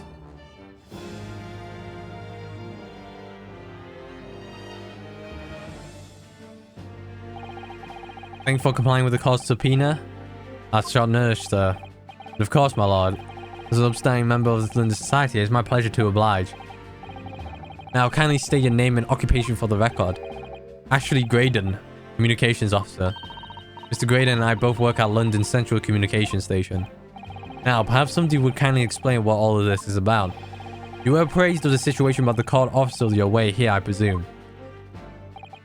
Yes, I was. Didn't do with the murder that took place at the pawnbrokers on Baker Street? And some nonsense about me having been down the night in question. That is the accusation indeed. This really is beyond a joke, you know. Well, is it, huh? Is it, huh? What is it, huh? Under oath. Alright, he's doing his JoJo poses. Gladly, my lord, gladly. His JoJo movements. The accusation, naturally, I have occasionally to make use of pawnbroking services from time to time. Are you seriously suggesting I colluded with these thugs to break into place on the night of the murder? I have no intention of admitting to such an outrageous accusation, even if certain parties up here present claims that my blood was found at the scene. Some Sacramunch detective's homebrewed tincture and hardly be taken as serious evidence. Alright, but it is your blood. Do you have any... Take his clothes off. Take his clothes off.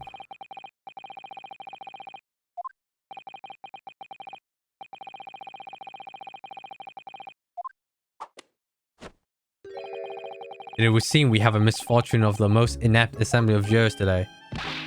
By golly. How long am I expected to be detained here?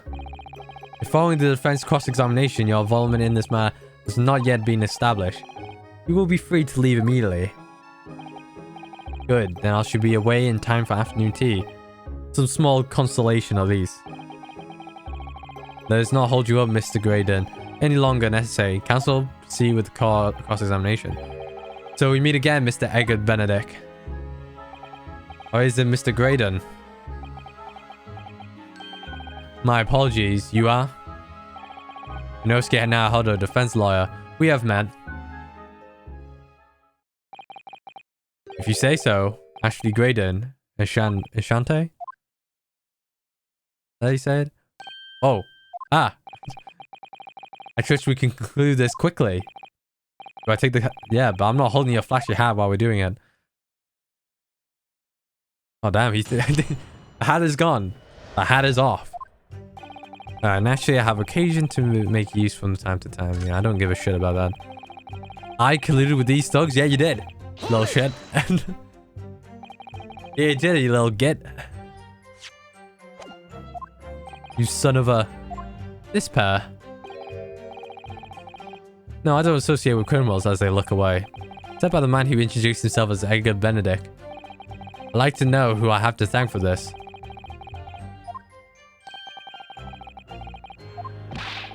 This is a farce. Whose idea was it to permit an outsider to work in a British court anyway? Hey, don't be rude. Well, needless to say, I have no intention of admitting to such an outrageous accusation. Where were you at around 1 in the morning on the night in question, sir? That is past the hour at which I would normally retire. Certainly. I was not in the company of these rapscallions. Maybe I should do the first one. We'll get to it, don't we? Oh. Listen carefully, my learned Nipponese friend. You appear to be under a gross misapprehension on this point. What do you mean? The witness maintains he was not at the scene of the crime. He has no obligation to prove his absence. If your accusation is that the witness was present at the scene, the obligation lies with you to prove your assertion. You will fulfill that obligation before putting any more unreasonable question to the witness.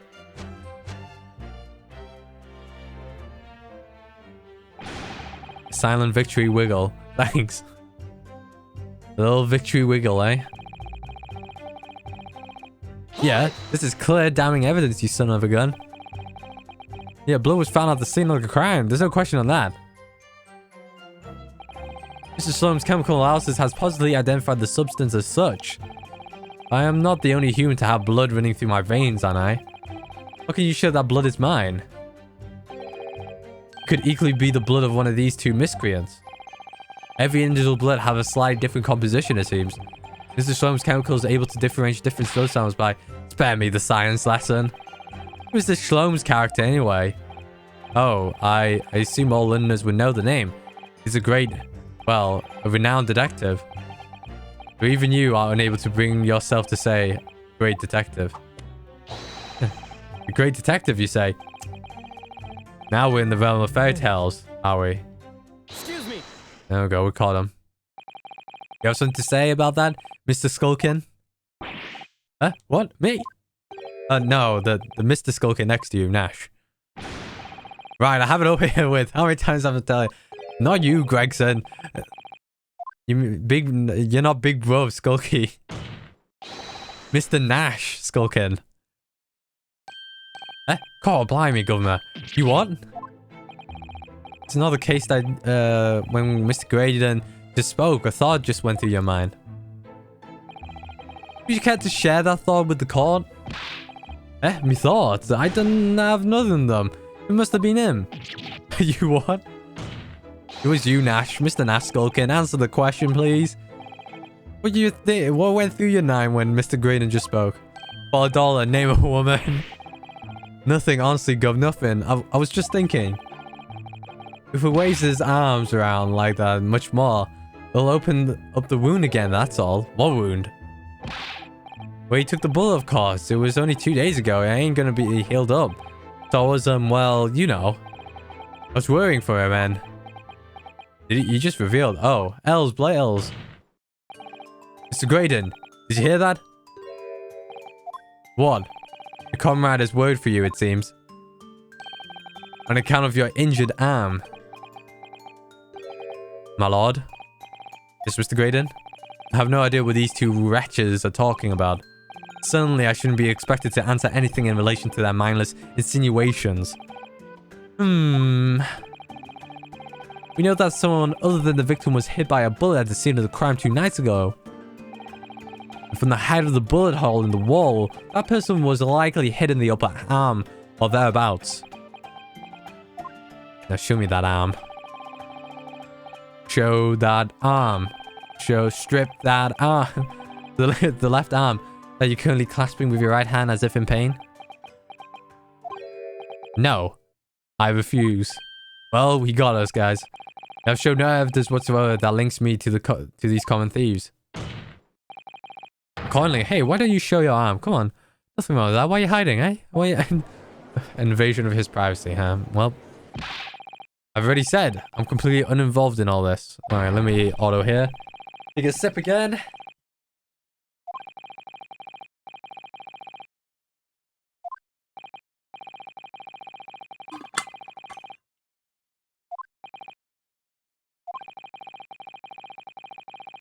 Defense would like that last statement to be added. Mr. Grayman's... What the hell? Full testimony? What's that? He has another thing to press on here. What he said? What's the next one here? The bottom line is I never had anything to do with the pawnbroking establishment where this man was killed. Well... Wait, what? Oh no, it's this one. Wait, which one is it? Which one is it? This one. Is it this one? Don't forget, sir, that Mr. Herlock Sholmes is the most famous detective in the world. And the most famous detective in the world tells the truth, the whole truth, and nothing but the truth? Huh? Oh no. Can't think how to answer that. I once saw the world's famous swindler thrown in jail. He alleged told the truth, the whole truth, and nothing but what turned out to be a pack of lies. Well, he was a swindler. As you're no doubt aware, the Central Communications Station is the heart of the country's information network. My work there is of paramount importance. You've kept me from it long enough already. Wait, hold up.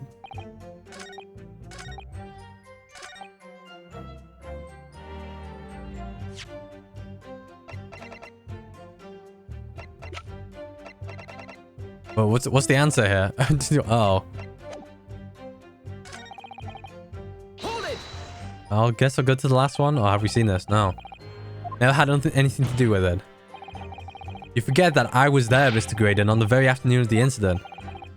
Obviously, I'm not a complete stranger to the pawnbrokers. Objection. No, you were there to redeem an article. Is that right? Alright, I have no... Yeah, get in here. Excuse me. Get in here, Detective Grayson. I mean, is he Inspector Grayson? Come again, Sunshine?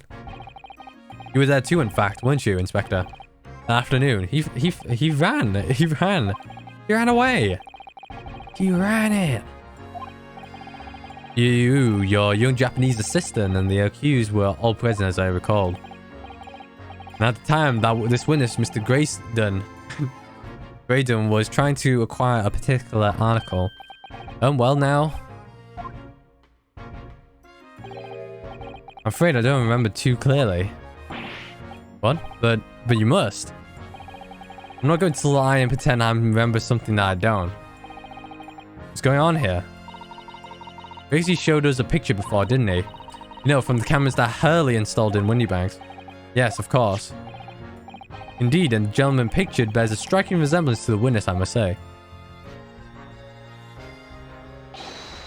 Exactly, which proves that Mr. Graydon was in the shop on the afternoon in question. Yeah, at no point have I denied the fact. I merely entered the shop to pursue the articles on sale and have a word with the broker, nothing more. I don't think that's the case. This makes no sense. I understand why Graydon might be trying to cover his tracks. But why would Gregson be trying to avoid giving testimony about what happened? That's all he's going to say on the matter, isn't it? What do you think, Bruno? I think he has no intention of telling us anything. He's well aware that the less he says, the less chance he has of giving himself away. The complete opposite of Hurley, then. He seems to think that the more he says, the better. Well, at least I managed to prize a little more information. All thanks to the Skulkin brothers. Yeah, they were key to it after all. We say it's nothing to do with the Windybanks, huh? Well, we know that's not true. This one, right?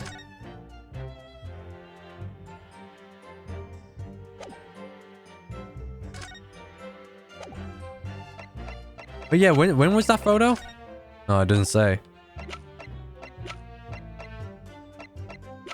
We don't have the photo of him, anyways. Huh. Yes, now would be a good time to have a proper look in the core records. Yeah, you're right about that. Anything here? There's a sensational story lower down the front page as we look. Mystery Mall. Classified secrets may have been leaked overseas from Ministry of Justice. For a 10-year-old, Iris certainly has a finger on the pulse of the world news. It's about secret communications between Great Britain and its allies. Apparently, they're being intercepted by hostile nations. Communications are being intercepted. How would somebody be doing that? That's the question, isn't it? I've come up with 3 different possibilities. Alright, let's auto here.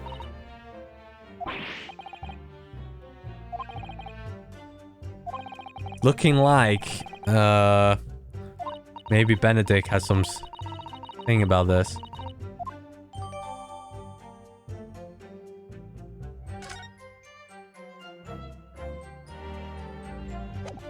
What does it say now? contains an article, yeah.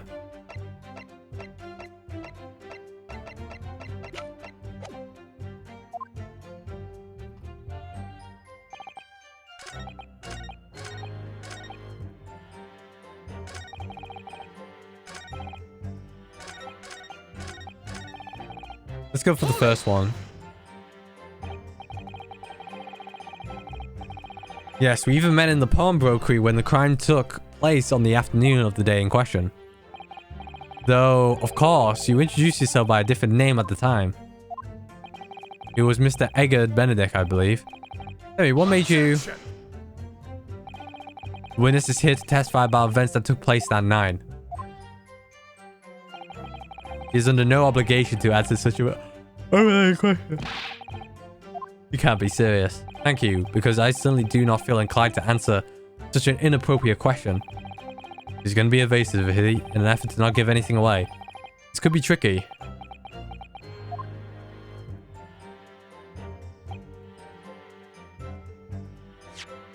I still don't know. Oh, we have our full lives back, though. Bullet in question.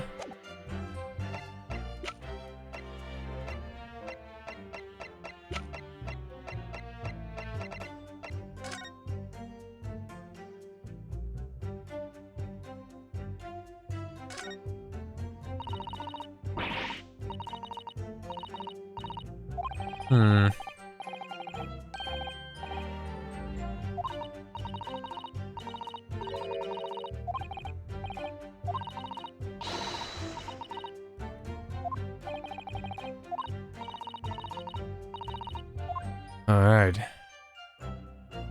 Okay, we got some information on that. Hound of Baskervilles.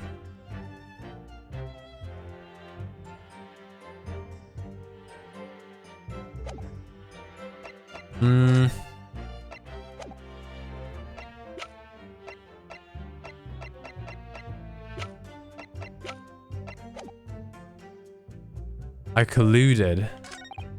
I have no intentions.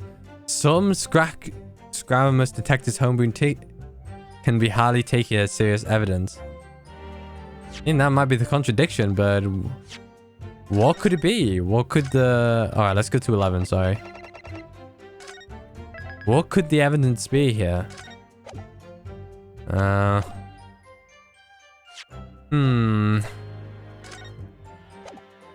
This is Winnie Bank. Redemption ticket.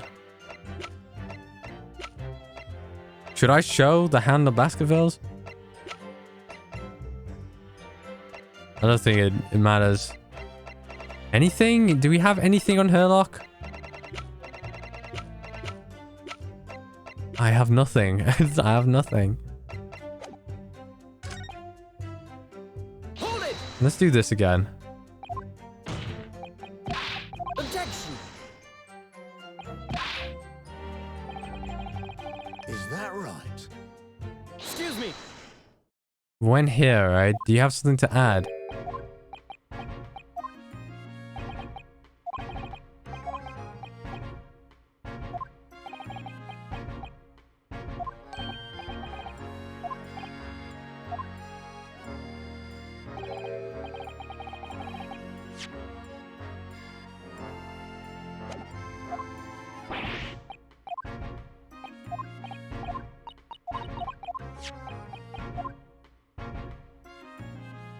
Alright.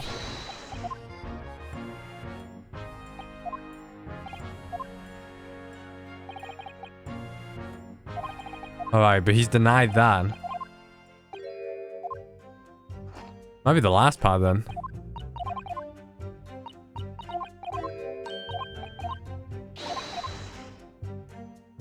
I don't know. Jeez. I have no idea.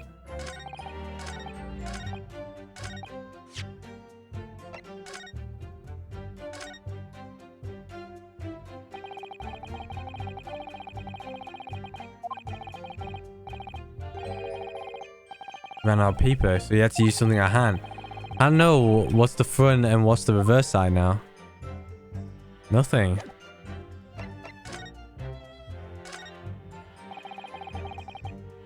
Can't find anything out of place. Whose blood? This stain. Yeah, Hurley's wonderful concoction. I don't suppose Gina could have been wearing leather gloves that night, could she? Gina would never wear gloves. She's a pickpocket. Yeah, I could be wrong, but I think I'm being told off. This was twice fired, right? I have no idea. Alright.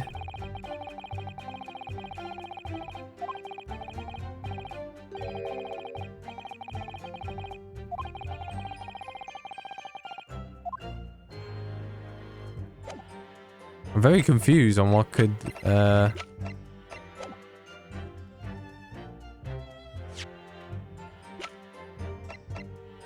Is it this, maybe? Oh. Objection! Yeah, alright. Have you ever seen this disc before, Mr. Graydon? I was right. Why, I suppose it's means something? The disc was, until the day of this murder, in the pawn in Mr. Windybank's shop. It was redeemed by the defendant, Miss Jean Lestrade, that afternoon. However, somebody mysteriously appeared to try to take it from her. That's right. And that somebody was you, of course. Wasn't it, Mr. Graydon? As I've reiterated numerous times now, you are mistaken. That was not me. I, however, seen that disc before. Never seen one. There's a small smear of blood on this disc.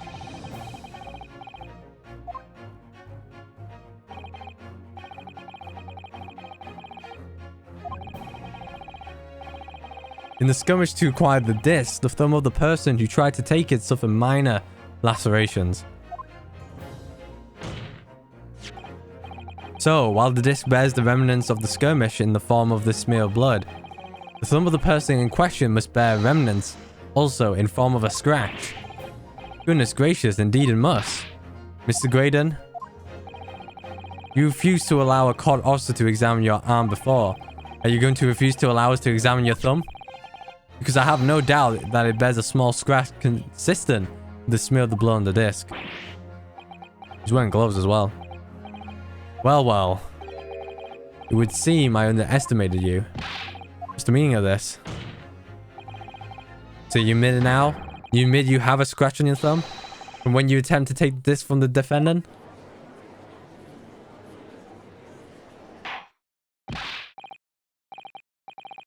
Well, Mr. Graydon? It appears there has been something of a misunderstanding here. I did not attempt to take the disc as you put it. No, quite the reverse.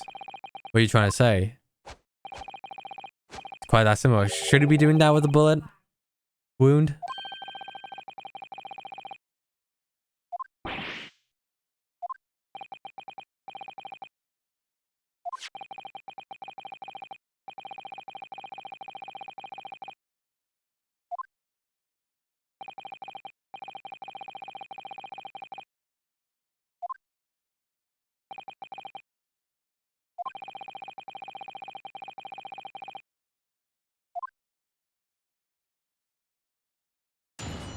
Alright, another witness testimony here. There's no disc saying from McGilded, but the item belongs to me. The redemption ticket was stolen from me by the accused, that filthy gutterling, on the day in question. I proceeded at once to the shop in order to explain my situation and redeem my article. He pointed a gun at us. In the end, of course, the disc was taken by the police. In other words, I have absolutely no reason to break into the shop later that night.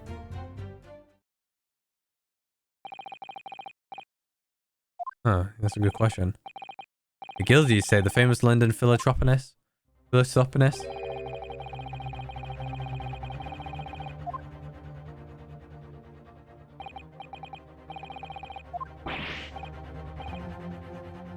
The very same. Are you saying that Mr. McGill and yourself were acquainted?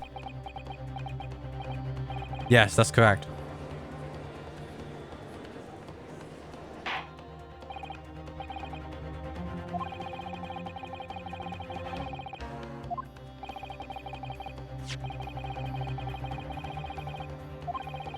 The Gilded himself gave instructions to deposit at Windybanks.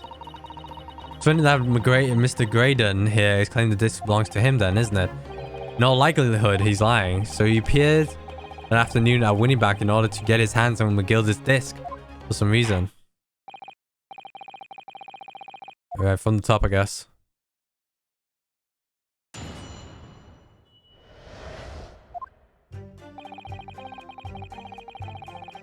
Hold it! Would you care to explain how this belongs to you? As you will observe, a communications officer such as myself commands a fine salary. You are certainly exquisitely dressed, sir. So you see, I have little need to make use of services provided by the pawnbrokery trade. However, I did once find myself in difficulties having misplaced my purse whilst on an errand, which is why I pulled my fine black overcoat to the broker in question. You claimed that was your overcoat. Obviously, and in my haste, I clean forgot that the music box disc was in this pocket. And yet there is no note on it that reads for... Oh, right, what the hell am I saying? I am a collector of rare and unusual music or discs. I first met McGilded at a gentleman's club in the city and was interested to discover that he shared my whatever it is. Perchant? Pre-production sample. I promised to let McGilded hear it. Then you forgot that it was in the pocket of your overcoat that you were forced to pawn over. Yes, exactly. She didn't mention any of that in the testimony 2 months ago, didn't she? No, because McGilded had threatened her to keep her mouth shut. Which means that if we dig too deeply here, it's gonna expose Gina's perjury. Or perjury. I don't know. Why did I say perjury? Perjury, right? Yeah.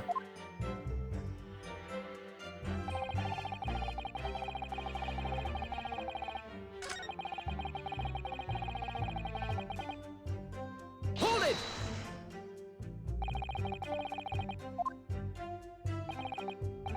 Only once, for purposes of pardoning something.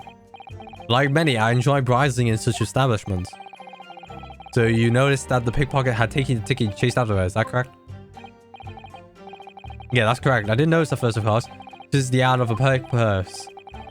But when I did, I headed to the pawnbroker I was, and in order to reclaim my coat before the thief could. I was merely trying to recover what was rightfully mine in the first place.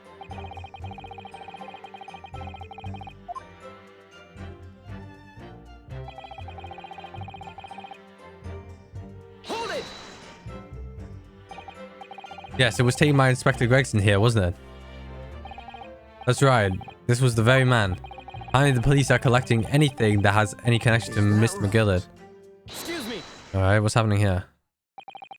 Something wrong, Inspector? What do you mean? The last remark Mr. Graydon made in his testimony seemed to trouble you in some way. No, it didn't. It's nothing, leave it alone. Let me ask you this, Inspector. Why is Scotland Yard gathering Mr. McGillard's possessions? Can't tell you something like that, Sunshine. What is it, Inspector? Investigative secrets? Yes, exactly. You should know all about it. Magnus McGilded, who died so unexpectedly after his 2 months ago. 2 months ago. A man renowned throughout the capital for his great contributions to public life, yet he had a dark side too. Where are you going with this, Van Zeeks? I suppose the police are dealing with the aftermath of his nefarious activities, are they? That's enough. Coppers like me have duties to carry out that we're not at liberty to talk about. That's all you need to know. Duties conferred by long, strong hand, I presume.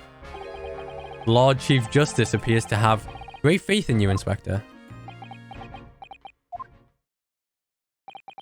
The bottom line is, if you want to get more out of me, you're gonna need Lord Stronghad's paw prints first. What's all this about? It's like there's something going on between Gregson and Lord Van Zeeks here. Well, it would appear that the Inspector has revealed all he is all at liberty to reveal.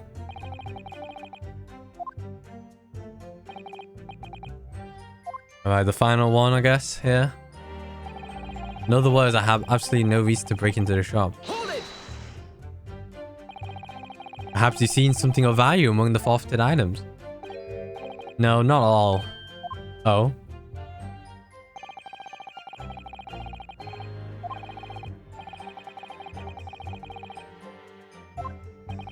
Rick and Brack. Alright. Let me take a sip of water here.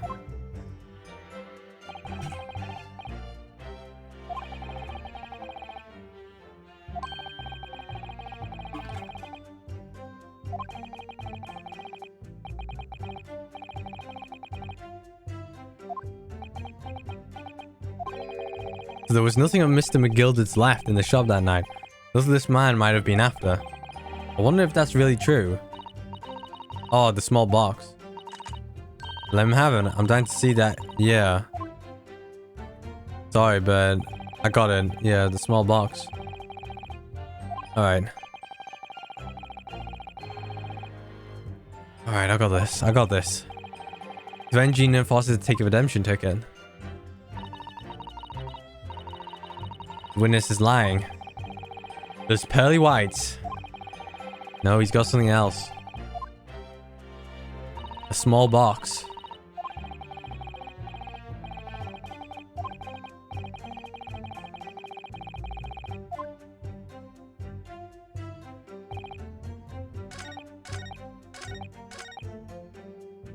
Alright, present. Objection. The box ticket. The disc was deposited at Windy Banks on Magnus McGillis' instructions. You knew that, and you went there with the intention of obtaining it for yourself.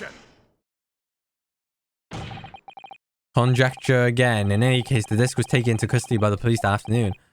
The witness had no reason to visit the pawnbroking that night. Sorry, my learned friend. That's not true. What? Mr. McGill had another alcohol in pawn at Windy Banks. As this second pawnbroker's ticket proves.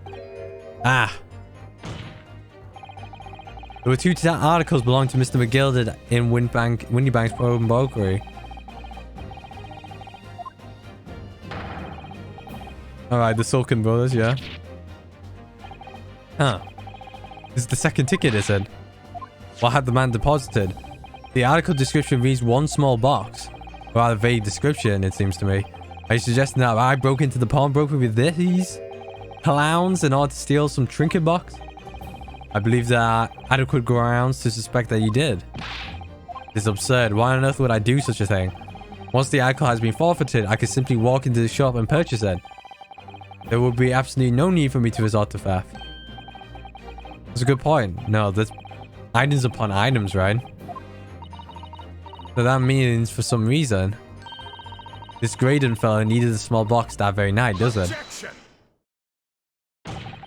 It's time to put an end to this nonsense, my lord. Could you be a little less cryptic, Lord Van Zeeks? I do hate to ruin my learned friend's argument, but the truth is quite incontrovertible. On the night in question, no small box was taken out of Windy Bank's pawnbrokery. And rest assured, the prosecution can prove it. What? Good gracious. Inspector, show the photographic print to the card if you please. What prints? These prints were taken from one of the detective's security cameras. Ah, Hurley's red-handed recorders again. As previously explained, using this plan of the shop layout. Oh, don't tell me whether... Yeah, don't tell me where the locations are, please, man.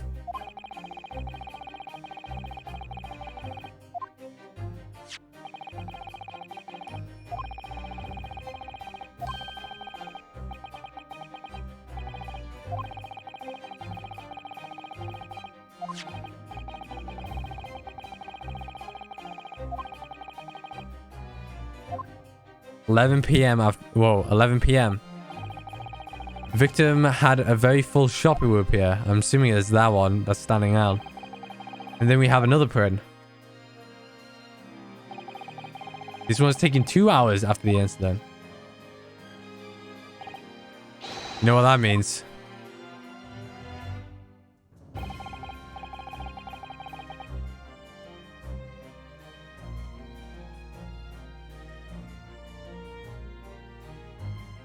They look exactly identical, not gonna lie. Dear me, that's starting to make my head ache. Obviously, at Scotland Yard, we consider theft as one of the possible motives in the case. We explore the possibility that something had been taken in addition to the victim's life. Yes, sir. Count every single item in these two photographic prints. And the yard's conclusion is that exactly the same numbers are presented in both. But so did something move? Perhaps. In other words, nothing was taken from the pawnbroker on the night in question. And my learned friend assertion is nothing more than a hopeful fantasy. Hold up, it's not over yet. I don't believe it. If I could have just shown that he's stolen McGilda's pawn box, I might have been able to break him down at last. You know what, Bruno? I've been thinking.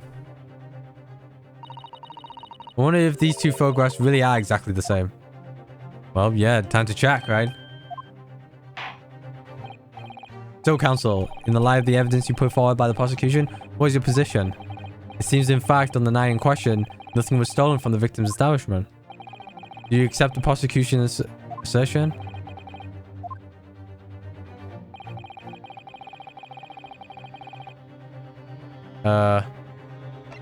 Use a piece of evidence. Before I give my answer, my lord, I'd like to try something if I may. Try something? What do you mean, counsel?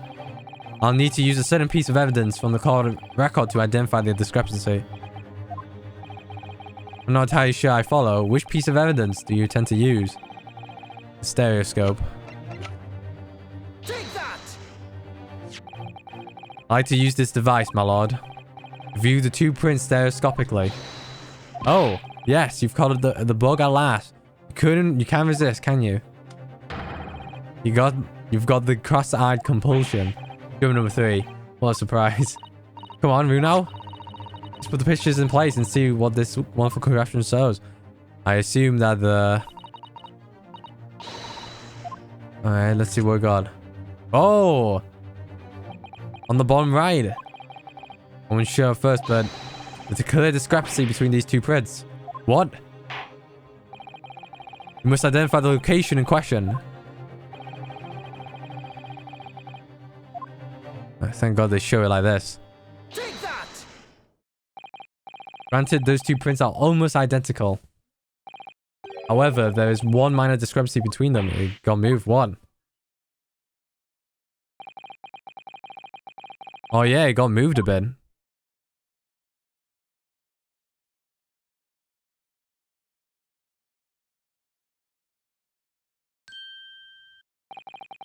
Single area stands out as different. The location of this small box. Let me... Wait. Unbelievable. By Jove, you're right. How extraordinary. Well, this tells us is very simple. Mr. McGilda's small box was indeed not stolen from Windybanks on the night in question. However, there can be no doubt that somebody picked up this particular box and then returned it to its place on the shelves. It's suggesting that the small box originally deposited by Mr. McGilda is in fact, yes, the very same small box I just identified in the photographic print. Mindless guesswork. What if it was? Mind if it was? What you just said? So a box was moved on the shelf, nothing was stolen, which means quite simply that nothing has changed. That may be true, but... Alright, McGilda's box wasn't stolen then. Contents were stolen.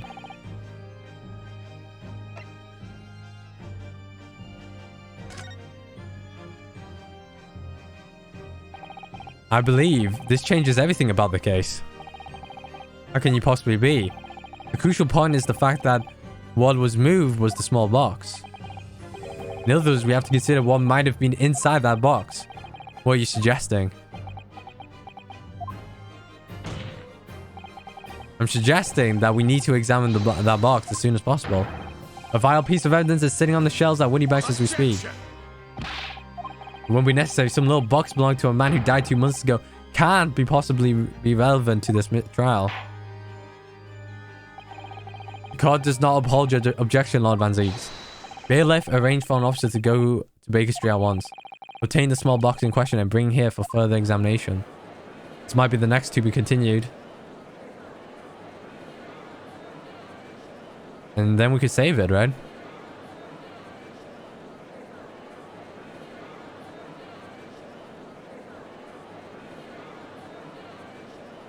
I think we could stop it here. Good place to stop. Oh, never mind. We should have a report within half an hour. I think perhaps we should recess for a short while until the evidence is brought forward. To be hoodwinked by such a farce. Huh. Disappointing. Beg your pardon, Lord Van Zeeks. This is nothing but a smokescreen. A Nippony speciality, it would seem. What are you trying to say? A learned friend has persisted with the same line of reasoning from the very beginning. That this witness' intent was to steal an article belonging to Mr. McGilded from the pawnbrokery. Yet common sense tells us that none of the articles have value enough to be worth stealing in the first place. Exactly, it would be beyond absurd to break into a place for the purpose of stealing such commonplace property.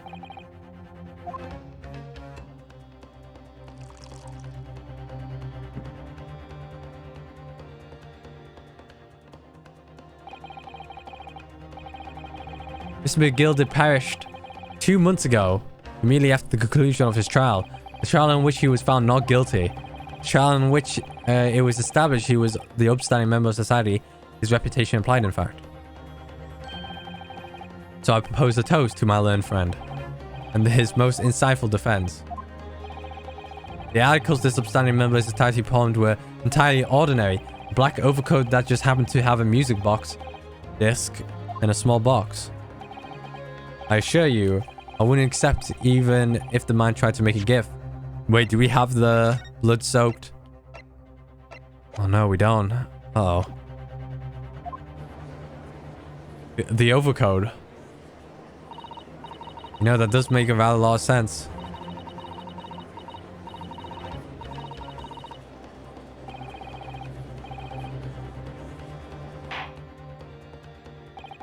The prosecution argument is undeniably compelling.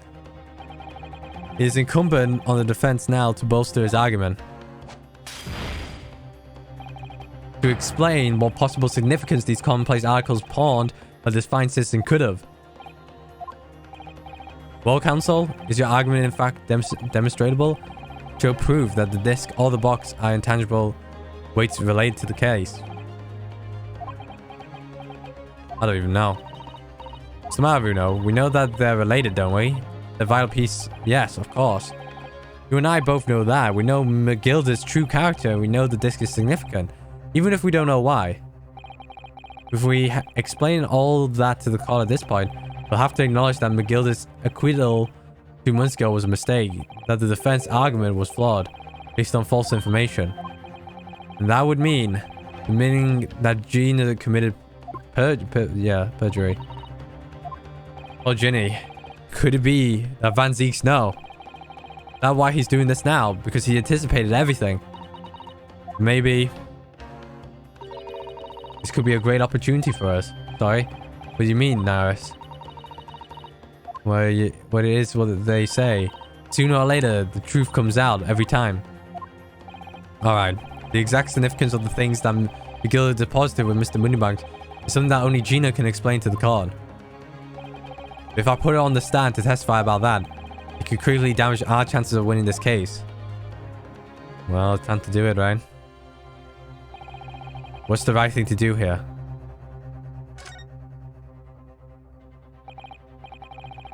I'd like to make a proposal. Counsel.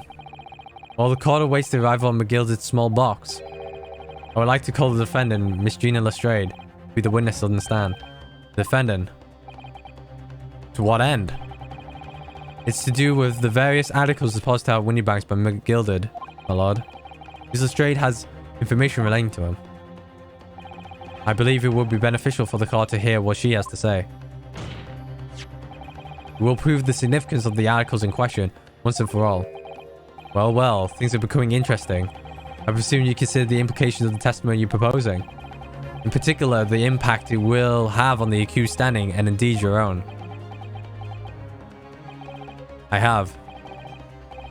Lord Van Zeeks, would you care to explain that last remark? The prosecution accepts the defense proposal.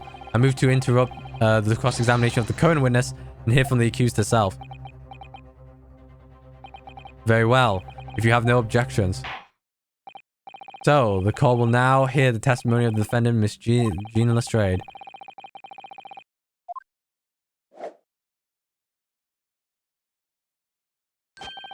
and I shall bid you good day.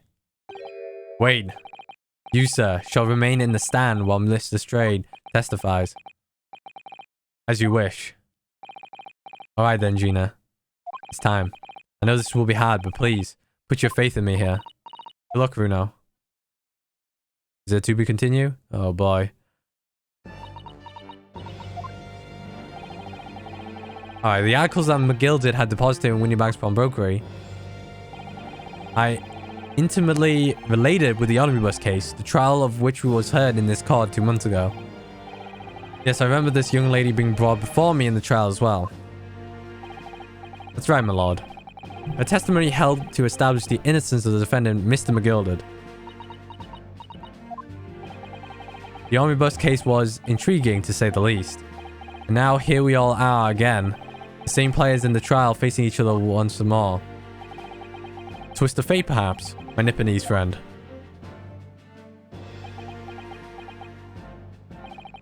Allow me to recap the events of 2 months ago. An old brickmaker was stabbed to death in an omnibus running along London's winter streets. Apart from the victim, there was only one other person in the carriage, Mr. McGilded. Naturally, he was the prime suspect for the murder, but as the trial progressed, another possibility emerged. That the murder, in fact, took place above the defendant's head on the roof deck, with the body then being dropped through the skylight into the carriage below. It was Mr. Strayed whose testimony brought that possibility to light. At the time of the incident, Mr. Strayed was concealed under the seat in the carriage, home to pick the pockets of unexpected passengers. Then, immediately after the trial, having been acquitted of the murder, Mr. McGillard died in this very courtroom in the most extraordinary of circumstances. The mystery that remains unsolved even now, 2 months on, as indeed does the omnibus murder itself. Be that as it may, I recall neither the disc nor the small box being mentioned in the course of those proceedings. Mr. Strayed. Could you tell the court now, please? What really happened in the omnibus 2 months ago, I mean? I don't know what you mean. I already said all I want. All of it. What the hell? About what everything you you told us yesterday from inside your prison cell? Please, Mr. Strayed. This is extremely important. But remember, little girl, if it transpires that you willfully withheld information in the trial 2 months ago, the Home Office will seek to prosecute you for perjury. Oh shit. Naturally, you will lose all credibility as a witness. Although, let's face facts. You have little credibility to lose. Ginny, don't listen to him. Please, you have to trust Runa now. Iris. Iris. Iris. Hi. Alright then. I'll talk. It's the right choice, Gina. Well, it would seem that my learned friend is hell-bent on bringing the entire courtroom down about his ears, so be it. I must confess that I'm struggling to understand what on earth is happening here. However, it would appear that McGilded's pawned articles now extraordinary case of the omnibus. Well, she got threatened, so cool. Let's not forget.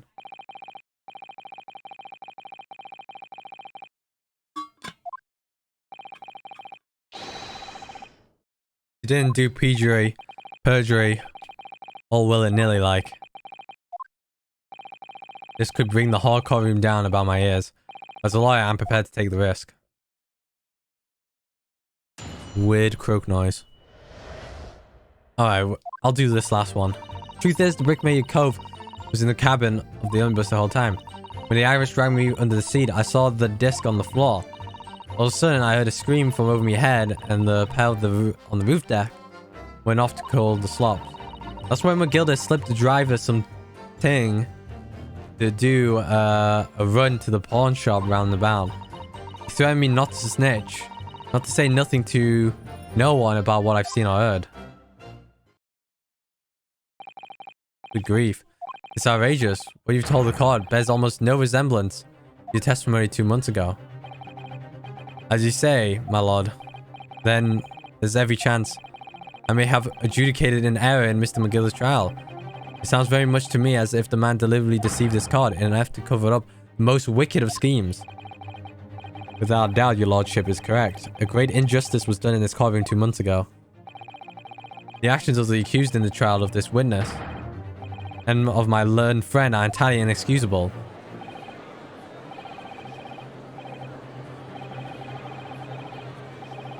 Yeah, let's not forget it was your goddamn inconsistency. You know, you overlooked.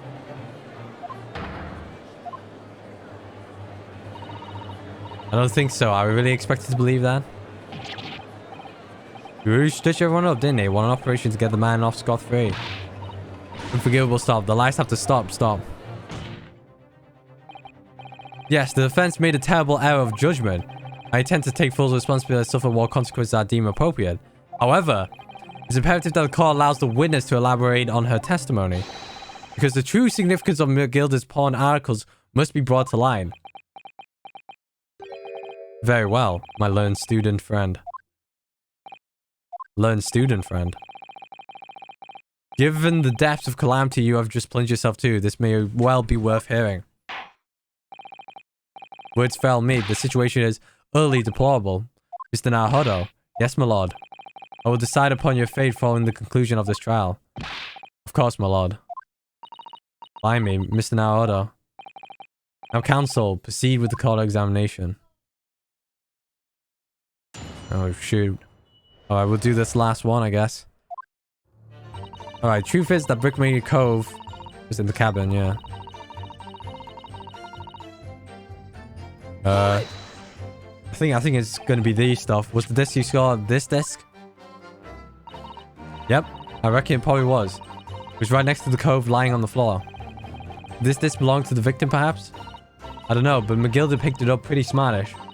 And then he sat the cove with the knife in his belly up on the scene. What did he say to you at the time? He told me not to say a word about what I've seen or heard to no one. About the disc and all. I was dead scared. The way he was looking at me, I thought I didn't go along with it. I got struck with it, with the knife too. Huh. Then he started asking me a load of questions, like what my name was and where I lived and that. He asked me about being a diver too. And after a while, what happened in the carriage was noticed. Yeah, that's right. First there was a kind of rapping noise. Alright, all of a sudden I heard screams above me. Yeah. Slipped the driver the tin. Hold it! A pawn shop obviously being Winniebanks.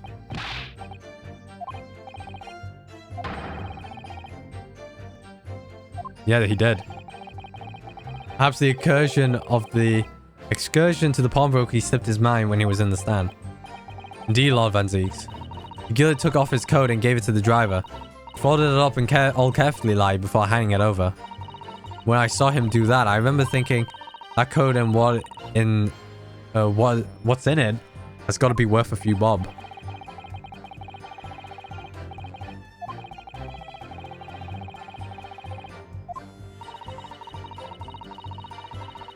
Yeah, some brass in his face. Then the bog trotter called me and told me to come out from the drag's cabin. Alright. He threatened me not to snitch, not to say nothing to no one. But I seen or heard. I knew how exactly. Told me I only be able to scarp her if I did exactly what he said. Which included giving false testimony in court 2 months ago. Yeah, that's it. And there was one other thing he said. Which was... He told me I have to hang on to a ticket at the pawn shop and make sure not to lose it. Ticket. Well, I never. Said that if it didn't show up to get a ticket off me before 2 months passed, I had to go to the pawn shop, pay the money to keep it in lug, to stop it being forfeited. He left me with some brass to pay for it. But really, why on earth would Mr. McGilda do such a thing? Depositing his overcoat with a pawnbroker before the arrival of peace, it makes no sense at all. There would seem to be only one logical explanation, my lord. What McGilda had the driver deposit at Winniebanks was something he didn't want the police to see. Something very important that he needed to hide at all costs. Anyway, after that, he let me go. But I liked it before the coppers showed up. Well done, Gina. Can't have been easy to tell the truth like that. Gina's really put her faith in you, Runo. Yes, and to thank her, you'll have to face a charge of perjury once this is over. So I need to use the time we have to get as much information as possible. Alright, time to really go for it. Press on every statement. Yeah, I suppose I should. Another thing. What's that? What the hell's going on? Take a look at those two. Isn't it strange that they've been whispering to each other the entire time? Don't tell me Greg says crooked. Secret discussion or something. I'm not sure I'm completely comfortable with that. I wonder if there's anything I could do about it. Alright, let's hear. Did we see this? You were hiding in the cabin at the time as well, weren't you, Mr. Stride? If I remember rightly, in the storage compartment underneath of one of the seeds. Yeah, that being right. It was pitch black under there, so you can't see nothing at all. Now, in your testimony 2 months ago, I feel certain that you claimed McGill was the sole passenger, did you not? False testimony, my lord. That's what you told me I had to say. It's important that you tell us the truth now. Were Mr. McGill and the victim acquaintances? I don't know, but I did hear him talking a lot. What were they talking about? Well, I couldn't hear too well. If I had to say, just like, did something stupid. I think it was about the money or something. Perhaps business dealings or something just like cut my... Started to sound like a proper fight. I was pretty scared by then. I hardly dared to breathe. Then all of a sudden, I heard a noise like someone kneeling over to the floor. It was booming loud and all. I believe you are on a voluntary scream? Yeah, that's what gave me away. Alright, hold on. It might be this. Yeah, here.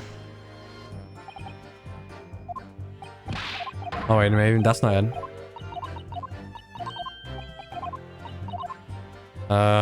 It was the two people I didn't press. Alright, this one. There were two gentlemen occupying the streets of the roof deck, I believe. That's right. Fair play and I forgot the other guy's name.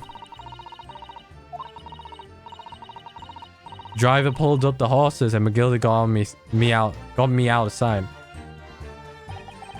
Out of sight? Where? Back under the seat where I started off.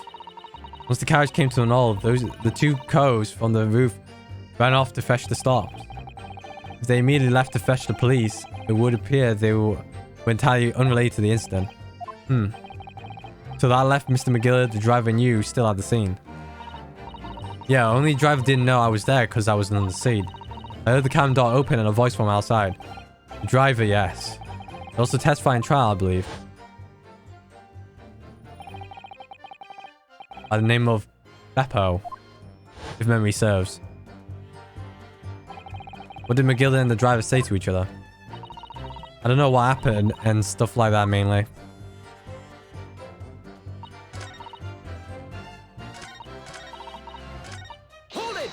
Alright, press this one. Was it this disc? Oh no, we did this already.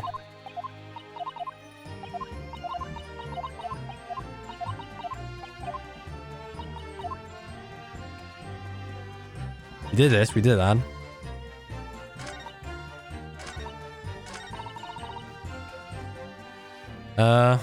Alright.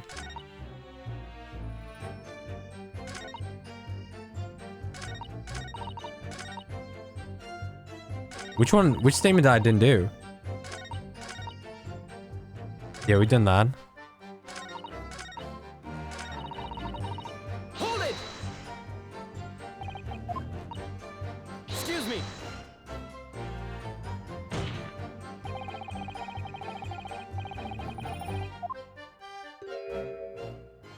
Alright, just do that. Inspector, Mr. Graydon.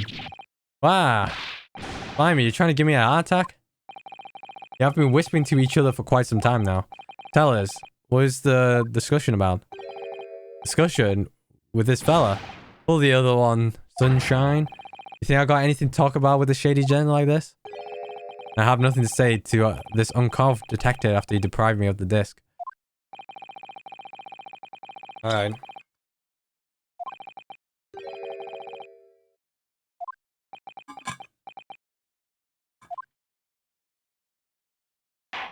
Alright, that's it. Thank you, Mr. Stray. Thank you, Council.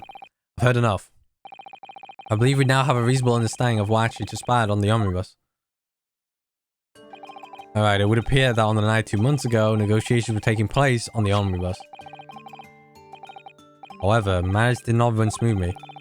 When the parties involved began to quarrel over price, Megillah took over what he wanted to do by force at the expense of the other man's life. Which proves my point. The disc is clearly extremely valuable in some way, though I don't understand why as yet. And 2 days ago, precisely 2 months after the omnibus incident, Megillah's code and the contents were due to be forfeited. Didn't know what I should have do with the ticket.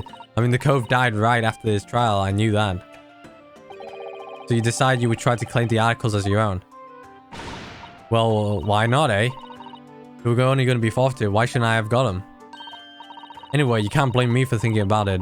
Thinking ain't no crime. Mr. Strader, it would appear Mr. McGilder was prepared to kill in order to take possession of this disc. Do you know why that would be? I ain't got no clue. I reckon it must be worth a fair bit of brass. He was probably going to sell it. And you can't blame me for thinking that. Thinking ain't no crime. Thinking ain't no crime. My lord. I got the box. Alright, the box is here. But I think we should stop right here. Well, let's see. Is it to be continued? The mystery little box deposited by McGilder 2 months ago. There's no doubt in my mind that it's the key to this far-reaching puzzle. There we go. Give me the to be continued. Yes. Good time to stop. Great time to stop right here.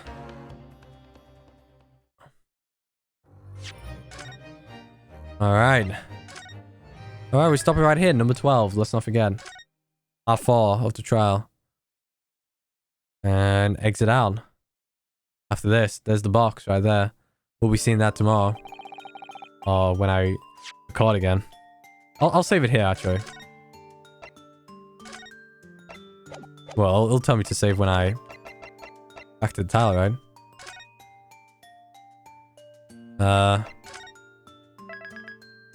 Alright. So that's it for this session. Good session all around. I think next session we could probably end it. Who knows? I don't know. But yeah. That's it for this session, and I hope you enjoy it, right? We're gonna solve the stuff and all that jazz, and yeah. Hopefully it'll be the last one. So anyway, guys, again, hope you guys enjoyed this session, and I'll see you guys next time. I'll catch you guys later.